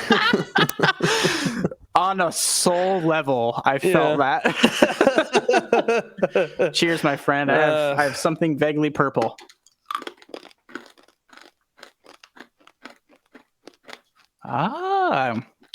Just as shitty. Oh, gross. See, I thought brown is the chocolate one. Oh, that was terrible. Oh God, that one wasn't horrible. We need to like mute our mics when I do that. That's got to be a major. People are tuning off our stream in droves. Oh, didn't think that one through. Okay, John, that's actually an interesting point. If Hereditary's highest grossing movie, because I thought it was Everything Everywhere All at Once, because of 2022. I thought it was their highest grossing film ever, but I know Hereditary was huge for them. Well, how much did Everything Everywhere All at Once make? I thought it made a couple $100 million. I might have to do a little recon on that, but the marketing, see, I don't know, Chloe, the marketing for me was really good. That's what I was so drawn to this film. I was like, this is a movie for me. This is going to be like exactly my taste. And it is exactly my taste. But they hey, thank you, Mediocre Hawk. Much appreciated. Love you. Thank you, sir. I think it was okay. Yeah. So I only know that because it was like they announced it as like a really big thing, but I guarantee Hereditary is second to that for sure. Yeah, it is because Hereditary, he said what, made 84 with a $10 million budget, and Everything Everywhere All at Once had a $14.3 million budget, and it made $103.9 million. Oh yeah, that sounds about right. I think gross is the straight income, and then net is with things taken into account. But yeah, I mean, this was a huge movie. It was such a big movie, and again, I was so excited, but I was let down because of myself, and this is why I don't fucking watch trailers. I don't like to consume marketing, specifically because this film, I knew it was good after I saw it, and I couldn't help but be let down by it just because they really push that thing. Jordan, I don't know if you can find this, but there is literally a whole promotion about like both people's heart rates while they watch Hereditary. And I don't know. It just, even though I know better, it's still, I think it still did a disservice to this film because this film has a lot to say. And I think it was negated by this, like, it's the scariest movie since The Exorcist. You're going to shit your pants. Yeah, because for me, it wasn't scary at all. It was just dreadful. Mortifying. Yes. Oh my God. It's existentially horrifying. Have you ever seen, that's a dumb question. You've never seen it, but there's a movie called Rosemary's Baby from the 60s. And it's very good, but it reminds me of this because it's one of my favorite horror films of all time, but it's not like a scary film. It is just, it's existentially horrifying, and it's a really great film, but it reminds me of this tonally for sure. Yeah, it has a lot of that that feeling in it. Okay, cool. Yeah, so click on that link in the chat if you want to see what I'm talking about. I understand that, but Icky. So the point being, I don't think they dropped the mental illness stigma thing because I think it transformed into metaphorical realms towards the end, because you can only say so much about it before you have to push that idea to the next level. And I think through this entire thing, they were able to push that to a metaphorical level that people can understand visually, as opposed to just sitting with somebody's therapist for another 40 minutes. So I'm fine with how I really love this movie, and I don't want to. I legitimately, after this time, I don't think I want to see it again. I don't either. I don't ever want to see it again. It makes me so uncomfortable. If anybody ever is like, oh, let's watch it, I'd be like, okay, you watch it, and then you come and report back to me what you think about it. We can talk about it after, but I'm not. Yeah, I play that scenario out in my head, and if somebody said, hey, let's watch Hereditary, and I'd probably do it. Yeah, you would. You're a glutton for punishment. I fucking am. Icky, the whole thing really for me was uncomfortable. I agree. Thing. Well, and that brings me to another point, actually, of something I love. I think, yes, John, we're definitely gonna see and talk about Beau is Afraid, starring Joaquin Phoenix. I can't wait for it. I have no idea what it's about, but yes. Yeah, exactly. But I will say the pace of this film is perfect for exactly what the story is trying to tell. It's very, very methodical and very slow. There's a lot of to go with that is the cinematography. Yes, there's a lot of wonders, a lot of really long takes, which also talks about, like, referring back to the acting. It's like theater at that point. You have to nail your marks, you have to nail your lines, you have to do everything right, and that's a lot of pressure on actors. And I'll tell you what, they fucking nailed it. And the camera work is very subtle, because if you don't, I didn't really realize it the first time I saw it. There's an incredible amount of wonders in this thing, like scenes that are just shot with the one thing, and there's little movements, little bits of floating, and it's so haunting and perfect for this story. Yeah, it makes that's the thing about wonders, is that they, especially when they linger on like an empty chair or like in an empty whatever, that it amplifies it takes the fucking uncomfortable meter and just slowly, surely, you're like, oh. Yeah, and I think the staple of a good oneer is not knowing it's a oneer or not really realizing it. Right. And I didn't realize it the first time, but this time I was like, holy shit, dude. It's wild, and there's a lot of visual things. What did I do to you, man? Fuck. Oh, damn it. Oh, it's it's a super. 3 of them. Haha, thank you, Icky. Wait, is that what that means? I forget what it means already. Super Neko time is 3 wafers for the choice of the Redeemer. Fuck. Oh, wait, no. Sorry, it's me. It's me. It was a backdoor thing. Nope. Oh. Fuck me. Blake. Love it. Oh, hey. Love it. Latara, what's up? I think that is spam. Sorry. Yep. Bye. Like, why are you? I was trying to talk while I was reading it. So. Oh, I see. Thanks, Mod. Thank you, Mod. Okay. I'm going to turn down my mic so nobody has to hear me crunching. You just see my faces. Thank you, Iggy. I thought I saw my name first right underneath neck. I was like, son of a bitch. Oh, I grabbed 4. I almost fucked myself. I got yellow, pink, and Wait, chat. white. Do we want him to do all 3 at once? Actually, Icky, because you paid the points. All 3 at once or one at a time? That's the real question. Jordan, I think not. Absolutely. I need a kill switch. Oh, hey, dealer's choice. I'm gonna get it over at once. Okay, Oh, you're gonna hear be me so bad, dude. That's gonna be so. Good luck. Have fun. Going for a 3-fer. Nice knowing you guys. Talk about your favorite oneer in this movie, Dave. I don't know. I would say my favorite oneer. Super dinner. That's the. Oh no, Chloe one. Don't. That's awful. I love Blake's face right now. It's making me really happy.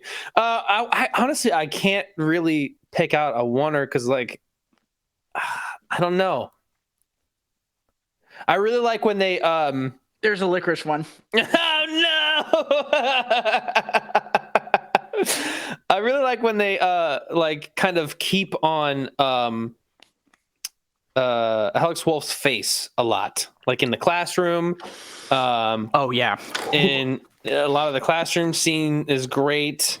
And then at the end, honestly, when they just keep on his face the whole time when somebody else is talking, I thought that was really great. No, I absolutely agree. Oh, holy shit! I think it keeps coming. The hits don't stop. Oh. Holy shit! Jesus Christ! No, I agree with you. There was one specifically, and it's very, it's subtle. It's subtle. It's one where they're coming down the stairs, and it like shifts over just a little bit and stops, and they have their thing, and then they start to move into the room, and just like a couple little turns, but just the acting combined with those subtle little moves, it hits really, really well. I don't know. It's so, I don't know. It's so somber and so sad and so haunting. I think don't know about all that. What? I didn't get sad on any of it. I did. Just deeply uncomfortable, like seeing someone, even you know when Charlie fucking gets her head lopped off, and the mom is just screaming. Like, that's obviously on its face very sad, but I didn't feel the sadness. I just felt deeply uncomfortable having to watch this person scream and mourn over this.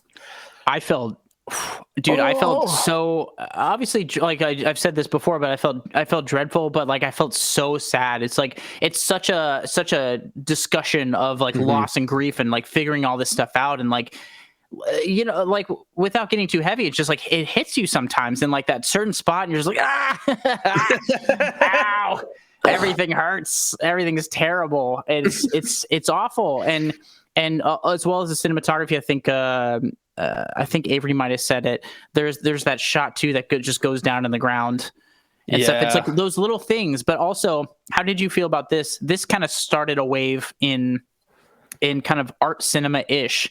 I know it's been done before, but was really made popular by this movie. That jump cut from like day to night. Those establishing shots. That was dope. I did like that a lot. I really did like that. Yes. Those are fucking great, and I think this movie kind of popularized that because I after that I started seeing it pop up more and more, little bits here and there in movies, and and that's to say, Ari Aster has a very specific vision, a very specific style for a filmmaker that, you know, there's a lot of that.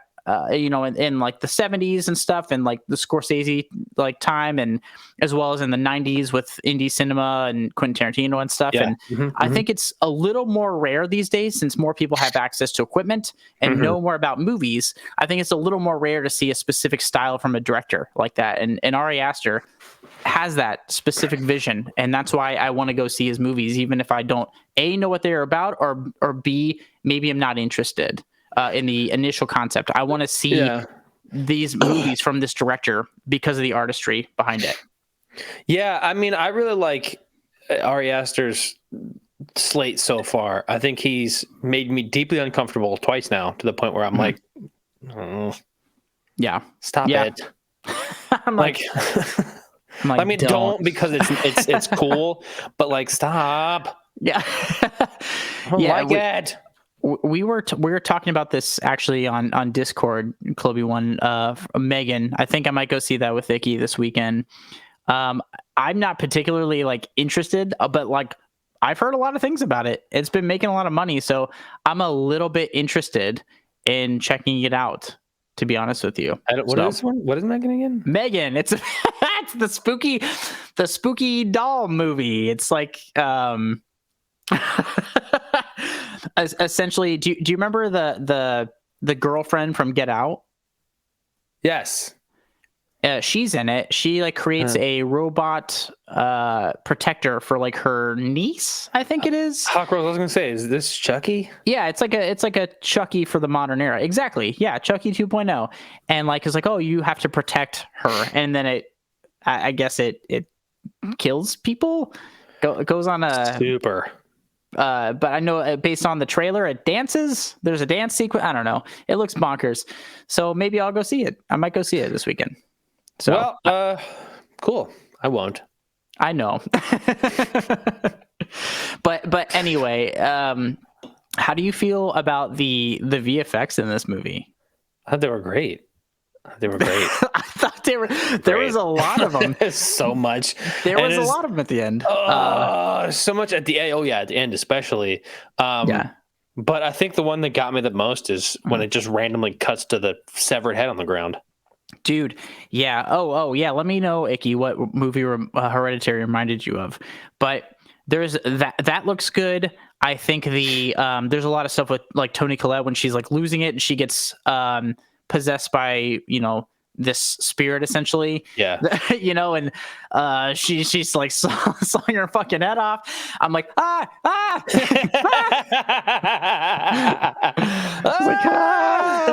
Why the head? Because there is horrifying things about this, but they come in those like bursts, and even the flame sequence of when the husband catches on fire.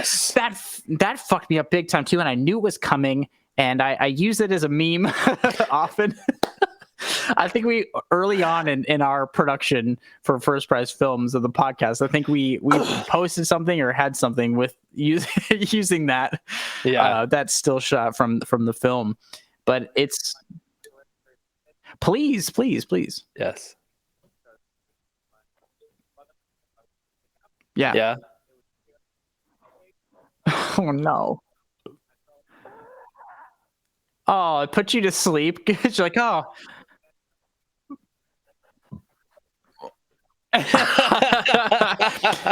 You were wrong, I would say, because I think there is some. You'll never know. It's true.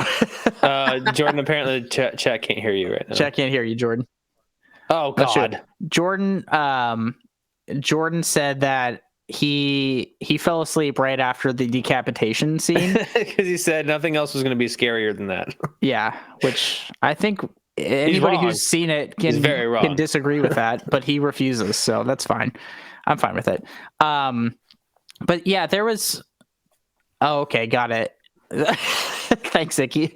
You're really narrowing it down for us. But there was a director and some actors, and it was a scary movie. And I think somebody said something, and there's some sound somewhere in there. Don't quote me on it. It could be. It might be a sound guy too. Oh, geez.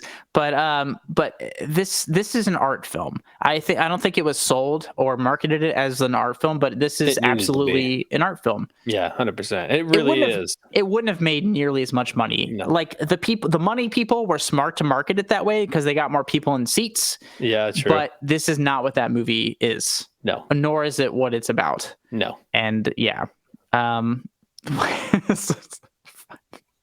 You need to find this movie, Icky. You have me very intrigued. Although I gotta be honest with you, I'm kind of scared to watch any more Icky recommendations after Vegas. I don't fucking blame you. I'm gonna watch all of them because I hate myself, and I'm just here to talk about it. You guys are my therapy, and it's free. That sounds about right. It's unhealthy, but we are. Whatever. We all have our ways of coping. So Listen, there's so much to this movie, and I think it's hard to break down piece by piece necessarily without spending multiple hours. What other things like really stuck out to you about this movie? I think the one thing that comes to mind immediately is when is right after he finds his his charred dad. Yeah. On the ground, his dad BQ, and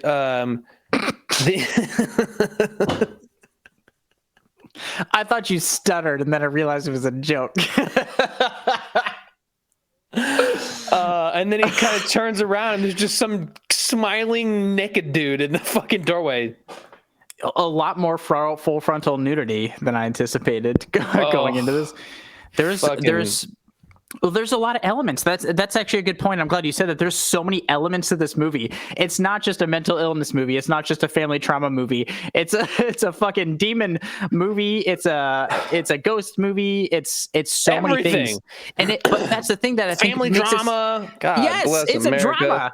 It's a family drama with fucking decaps and all kinds of. There's so many things, but I think it brings it together very well. Because how did you feel about the end of this movie? Because for me, when I initially saw it, I was like, oh, that's it, blah, blah, blah. Like, we get it. But the second time seeing it, that end just gave me goosebumps. Yeah, it was like, it was crazy because, I mean, the first time I saw it, I was like, what? Fucking what? What just happened? And they tried to explain it to me. I was like, I don't get it. And they're like, no. Wait, I don't get it. So we had to just start it over. So the end was like really crazy because it's like, oh, they're just trying to get a demon into this boy's body. Yeah. So they can fucking what? I don't know. Worship him. I don't. But it was scary because I don't know. Not scary. It was weird because of the way they just like lingered on his face where he realizes everything and it's like. Yeah, no, I think that is a brilliant shot because we kind of hear it off camera. We're just seeing the face of essentially Charlie in the brother's body as the demon. Yes. It's just like this haunting shot, and I think it nails it. It nails it because when you watch this movie, not from a like, hey, it's spooky, watch this spooky movie, and you like absorb all the themes and stuff, and you really give it a chance. I think that ending hits so much harder. This time it was just like it hit, and I was like, oh, thank God we're getting to the end of this thing. I want it to be done so bad. I think the scene where the mom is like on the ceiling smacking her head, which is in the trailer. They spoiled a lot of the great imagery in the trailer. Didn't matter. It doesn't. That's the thing. We can tell you everything that happens in this movie. It will not come close to actually watching this movie. You will still be surprised, and you will still feel things. Yes. Yeah. I think that's the power of this film, is that you can have it spoiled for you technically, but there's no actually spoiling it. You have to experience this thing, I think. Yeah, Icky, they didn't explain a lot of stuff really that was happening or why. But I guess apparently the demon was supposed to go to the son the whole time and missed. It just missed. But I'm fine with those things because I think the beauty and the wonder and the mystery of this film lies in the unexplained here. I think there are reasons behind everything, and I know you're right. Yeah, with something this like deftly crafted, I am fine with these like. I don't even know if I want to call them confusing things, but I'm fine with all of these things because I know there's purpose and there's thought behind it. This isn't somebody like, I don't fucking know. Make that guy catch on fire. Fuck it. Yeah, it's not like the writer was like, oh, okay, so how about when she throws the book in, he catches on fire? Yeah. Right. Yeah, cool. That sounds behind it. Yeah. Cool, I guess. Yeah, no, absolutely. So I'm fine with that stuff. I can't sit here and tell you like this is exactly what that means. I'm not going to be the food critic in the menu. Right. But I can tell you that it definitely got me. But I love this film and I think you should see it. But do you have any dislikes other than the fact that you feel terrible all the time now. I mean, yeah, just that, like, stop. Like, that's it. That's all I got. Because, like, fuck, man. Everything is so uncomfortable. It is. It do be uncomfortable. Like, I hate that I barely watched it at all last night, and I still remember every fucking scene. It's haunting, yeah. And it's not like, oh, every single scene. Like, there wasn't a scene where I like that, like, you know, because it's not like I didn't have my eyes on it the whole time. Like, I was like watching, but trying not to. Yeah. There wasn't a single scene where I was like, oh yeah. I was like, oh yeah, I remember this scene. Yeah, me too. I was like, oh fuck, oh fuck, I know it's coming next. Oh no. I was never surprised by any of it because it's seared into my fucking brain hole. Dude, I felt like I was like tied up to the train tracks. Like, yeah, it's coming. Yeah. Oh shit. Yeah, it's getting. It's getting closer. I feel it. But you don't die. It just like runs you over. You have to wait for another train to come. Yeah, now you have to wait for somebody to reassemble your body parts. Like, well, this sucks. I feel bad. Medic. Waiting for the next train. Yeah, for real.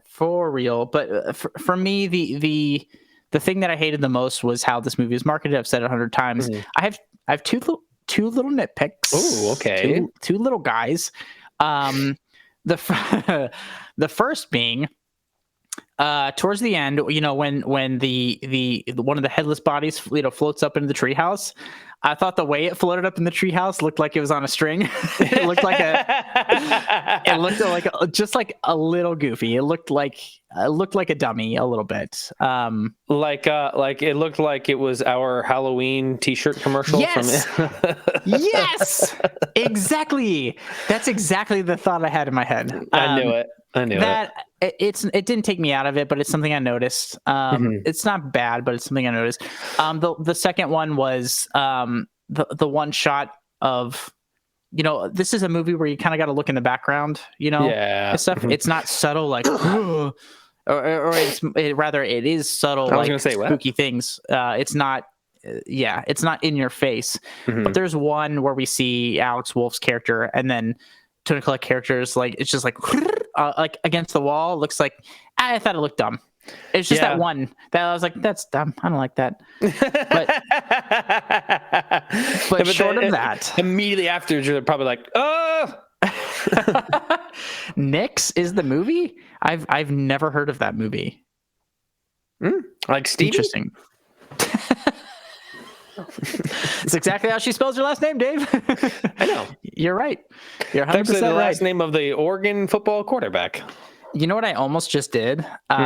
Because I'm a fucking nut job. I told you I pulled 4 of those Necco wafers out when I pulled another one out. No, I had 4, so I ate the 3 that was called for, and there's like one on my thing. I almost just picked it up and ate it.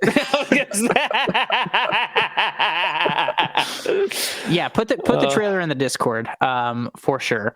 But those are whatever. Those are like tiny, like little like things that I noticed that I was like, okay, not my favorite, but it is what it is. This movie is great. Is this a recommend for you, Dave? Absolutely. Yeah, absolutely. Mm-hmm. Chloe, we're not going to talk about how the fact that when I was in LA last, I ate half of a sleeve. Dave was just like, yeah, these are bad. And I'm like, what the fuck are you doing? He's like, I don't even know anymore. I couldn't stop. They were all gross. There was a couple I was like, this isn't bad. This tastes like slightly bearable Pepto-Bismol, but I just kept on going. They have a specific thing. Well, I literally just almost ate one. It's just like they call to you. Like I can hear their little tiny chalky voices. These Necco wafers have cocaine in them. Do you remember the war?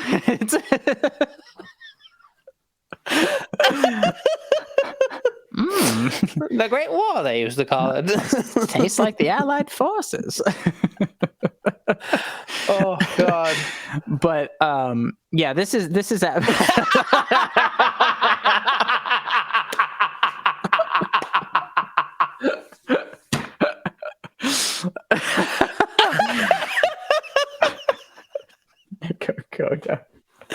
Necco cocaine. I love that. That's fantastic, Chloe. Holy shit. So this is 100% recommend for me. Do you have any caveats for your recommend, Dave? You're not going to be scared, but you're gonna be mad that we made you watch it. Probably. Yeah, no, that's actually a good point. I have no caveats. You should watch this. I don't care who you are, child, adult, or not. You need to face your trauma at some point. Yes. It's gonna spiral out of control if you don't. Watch this movie. Absolutely watch this movie. It's haunting. I don't want to but I think you should. I'm not gonna watch it with you. Yeah, you go ahead. Let us know. Yeah, you're gonna mention a scene. I'm just gonna start crying in public. So don't do it. I'm a goddamn basket case. So yeah, that is true for sure. Yeah.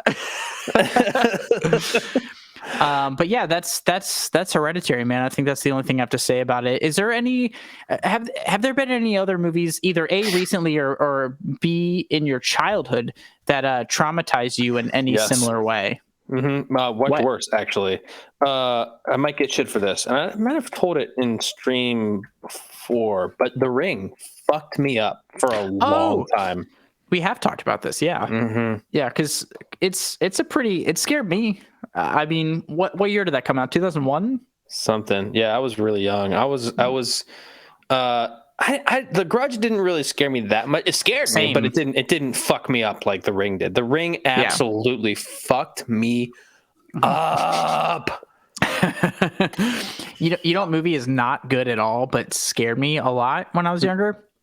It's a movie called Darkness Falls. It was about like the scary version of like the Tooth Fairy, kind of. But it wasn't it wasn't like, on the surface, it's a movie about the Tooth Fairy. It's about this like demon that you find out, I guess, is like supposed to be the Tooth Fairy.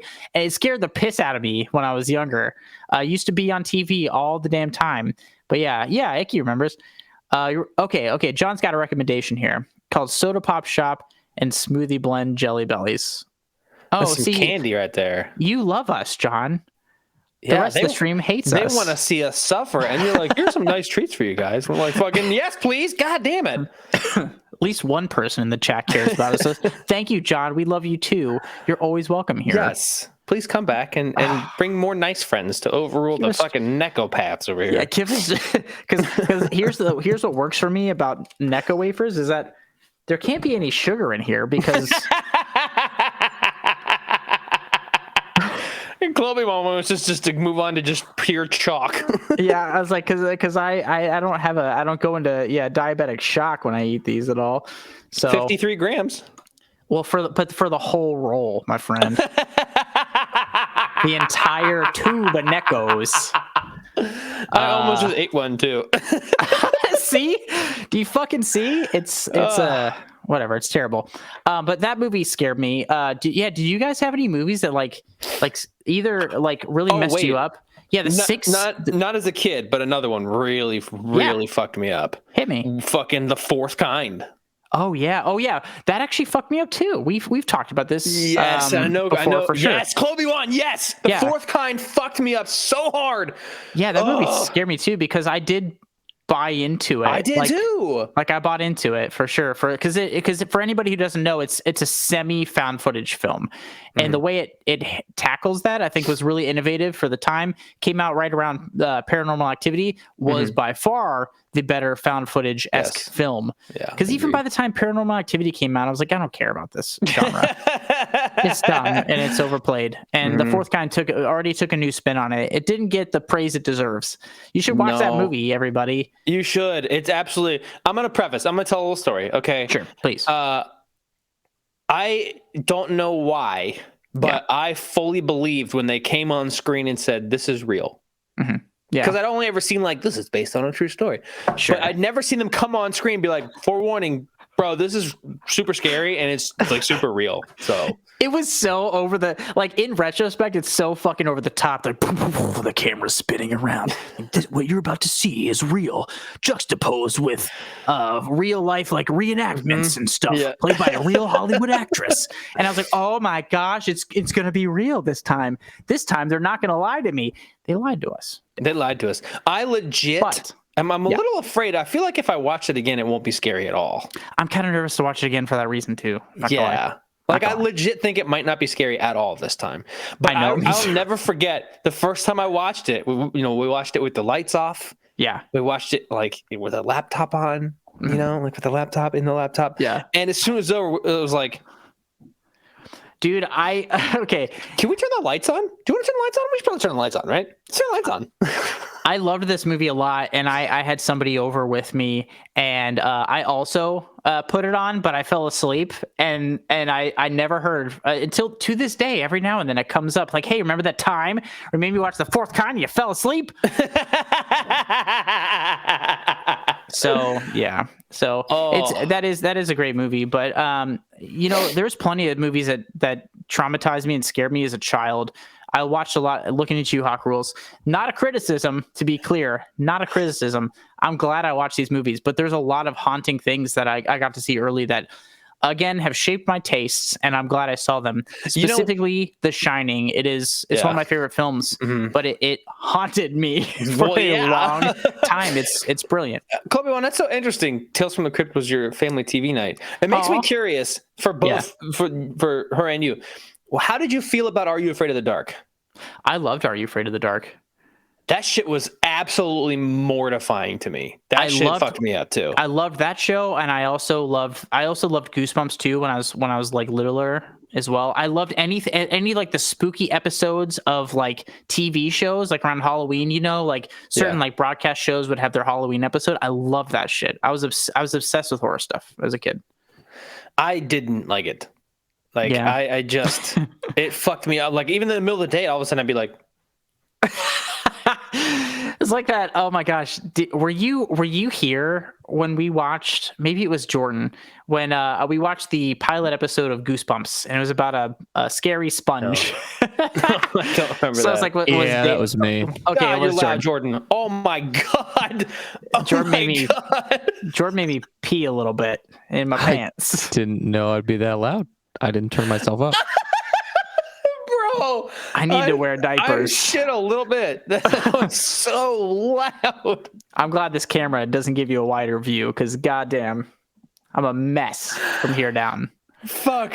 I don't even know if did you see me flinch? You flinch. I don't even know if the chat or the stream heard you or not, but I don't know, but they just saw me flinch out of nowhere. If they didn't, wait, Club, you were more scared of the Wizard of Oz and Willy Wonka? Okay, no. Yes. I'm with both Club One and Hawk Rules. The flying monkeys are fucking scary, and Willy Wonka. Right, I guess, that scene where they go through like the tunnel and he's like talking and like the music gets trippier and weirder and he's like things are it's scary. As a child, it is scary. Yeah, it's overwhelming. As a child, yeah. I guess I just never really watched either until I was enough to like. Oh yeah, the part where the kids died. It's true. You go to a candy factory and you end up fucking killed. And you come back dead. Yeah. Yes, exactly. And he's singing like the song. Willy Wonka is fucked up, dude. I'm just being honest with you. So a little bit. That's where I stand. Yeah, I didn't watch scary things really growing up. And it's like it took a while for me to, especially after The Ring. I was just absolutely mortified.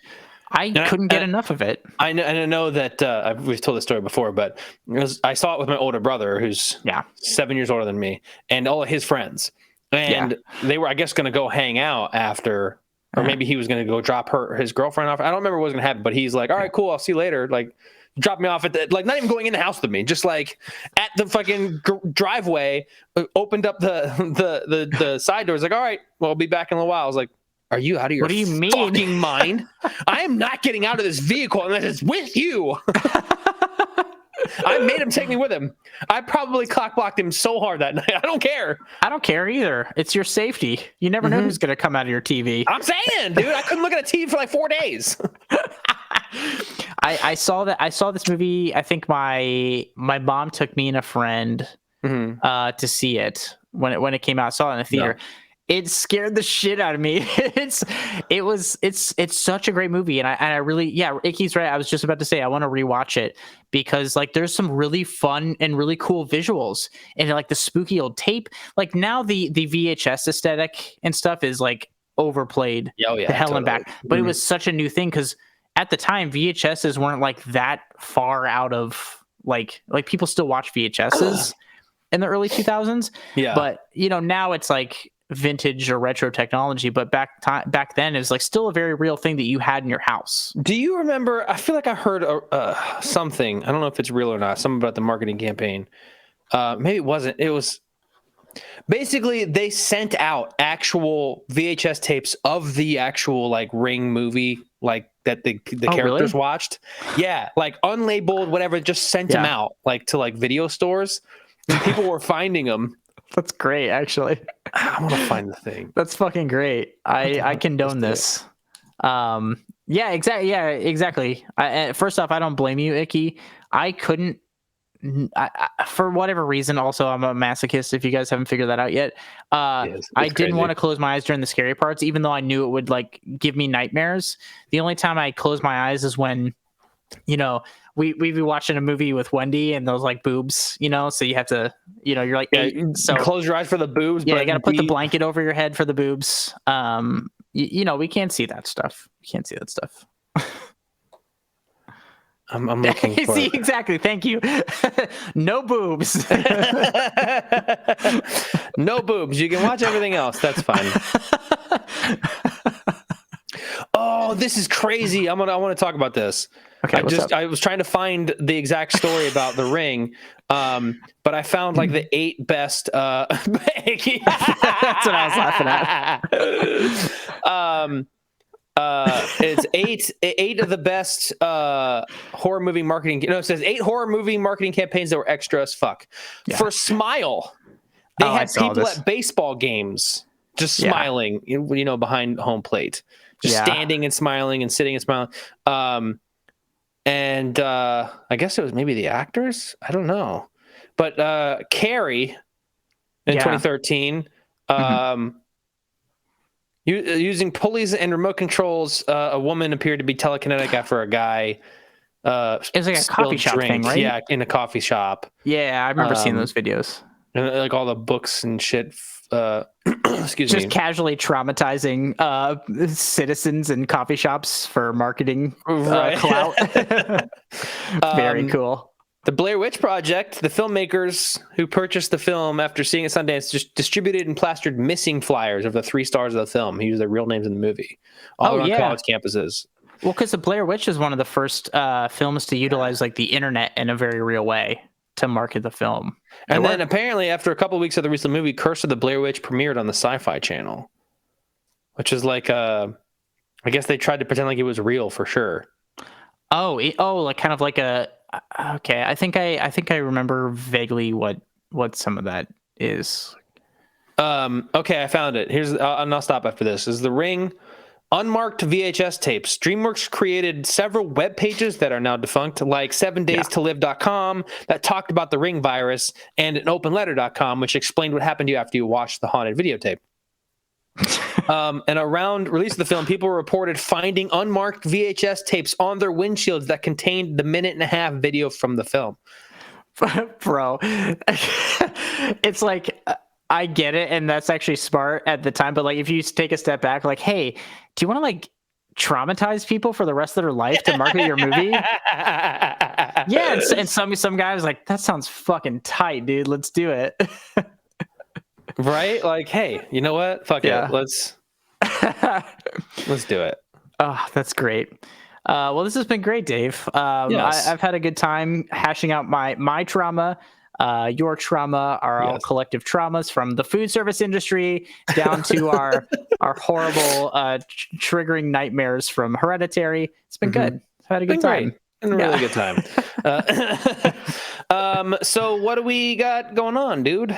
We have so many things going on. We're fresh into season 3 production of the podcast. If you guys don't know, we do a podcast. It's an actual like show that's not a live thing like this. It's a real thing that we try to tell ourselves is good.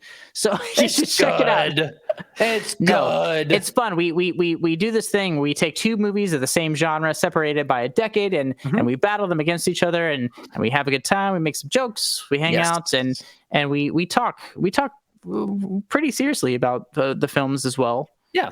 To a degree. And anyway, it's a good time. So we're working on season 3. You can catch seasons 1 and 2 on any streaming platform, any podcast platform right now, Dave. Yep, anywhere. And we also have a Christmas bonus episode that came out during Christmas, obviously. Yes. That's out too. It's a very good one. And we have another one coming out in a couple of weeks. Yes, we do. It's Davey's special birthday episode. Yes. I am turning, and it's...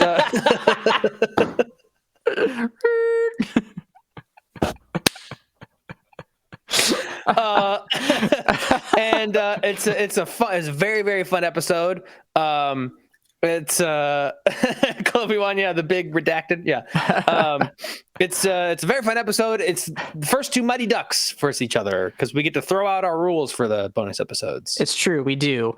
So we got that, and then we also have one more bonus episode before we hop into season 3 proper, which I'm very excited. Lots of great films, and even some suggestions we got from the chat here. So you guys are to squarely blame for what happens in season 3. Appreciate y'all. But also stay tuned after season 3 because we'll also have my birthday episode when I turn 56 years old. It's gonna be really great. So it's stay fun. tuned for that. It's also, gonna be really good. If you don't already, follow us on all the socials, or at least one of them. I mean, we post the same. We post the same clips all across all of our platforms. We got TikTok, Instagram, YouTube, Twitter. And come hang out with Blake on the Discord. I'm there. Dave fucking isn't, but it's fine. He shows up from time to time. Sometimes, if you at him enough and bug him enough, sometimes he'll show up to be like, "Stop it, please stop!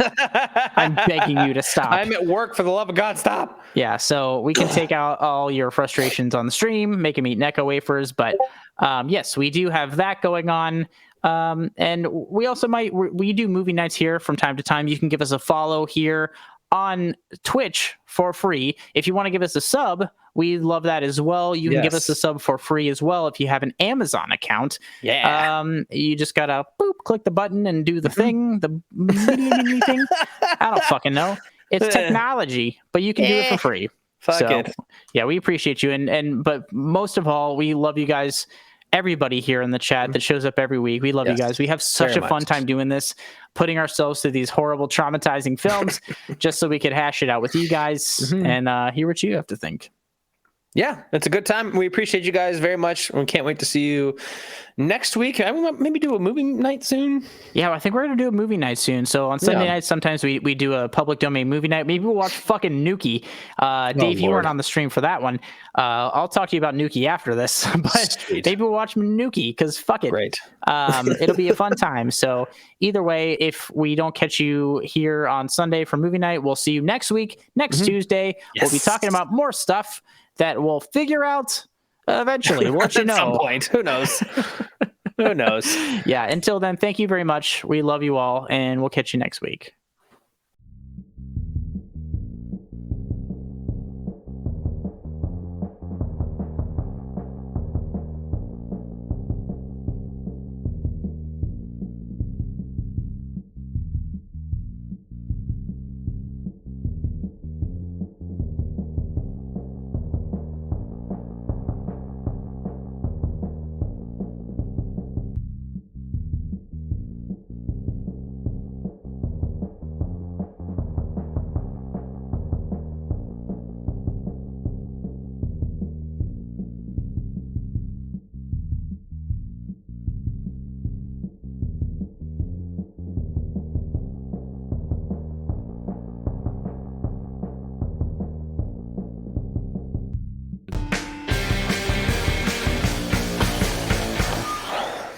Do you have a second?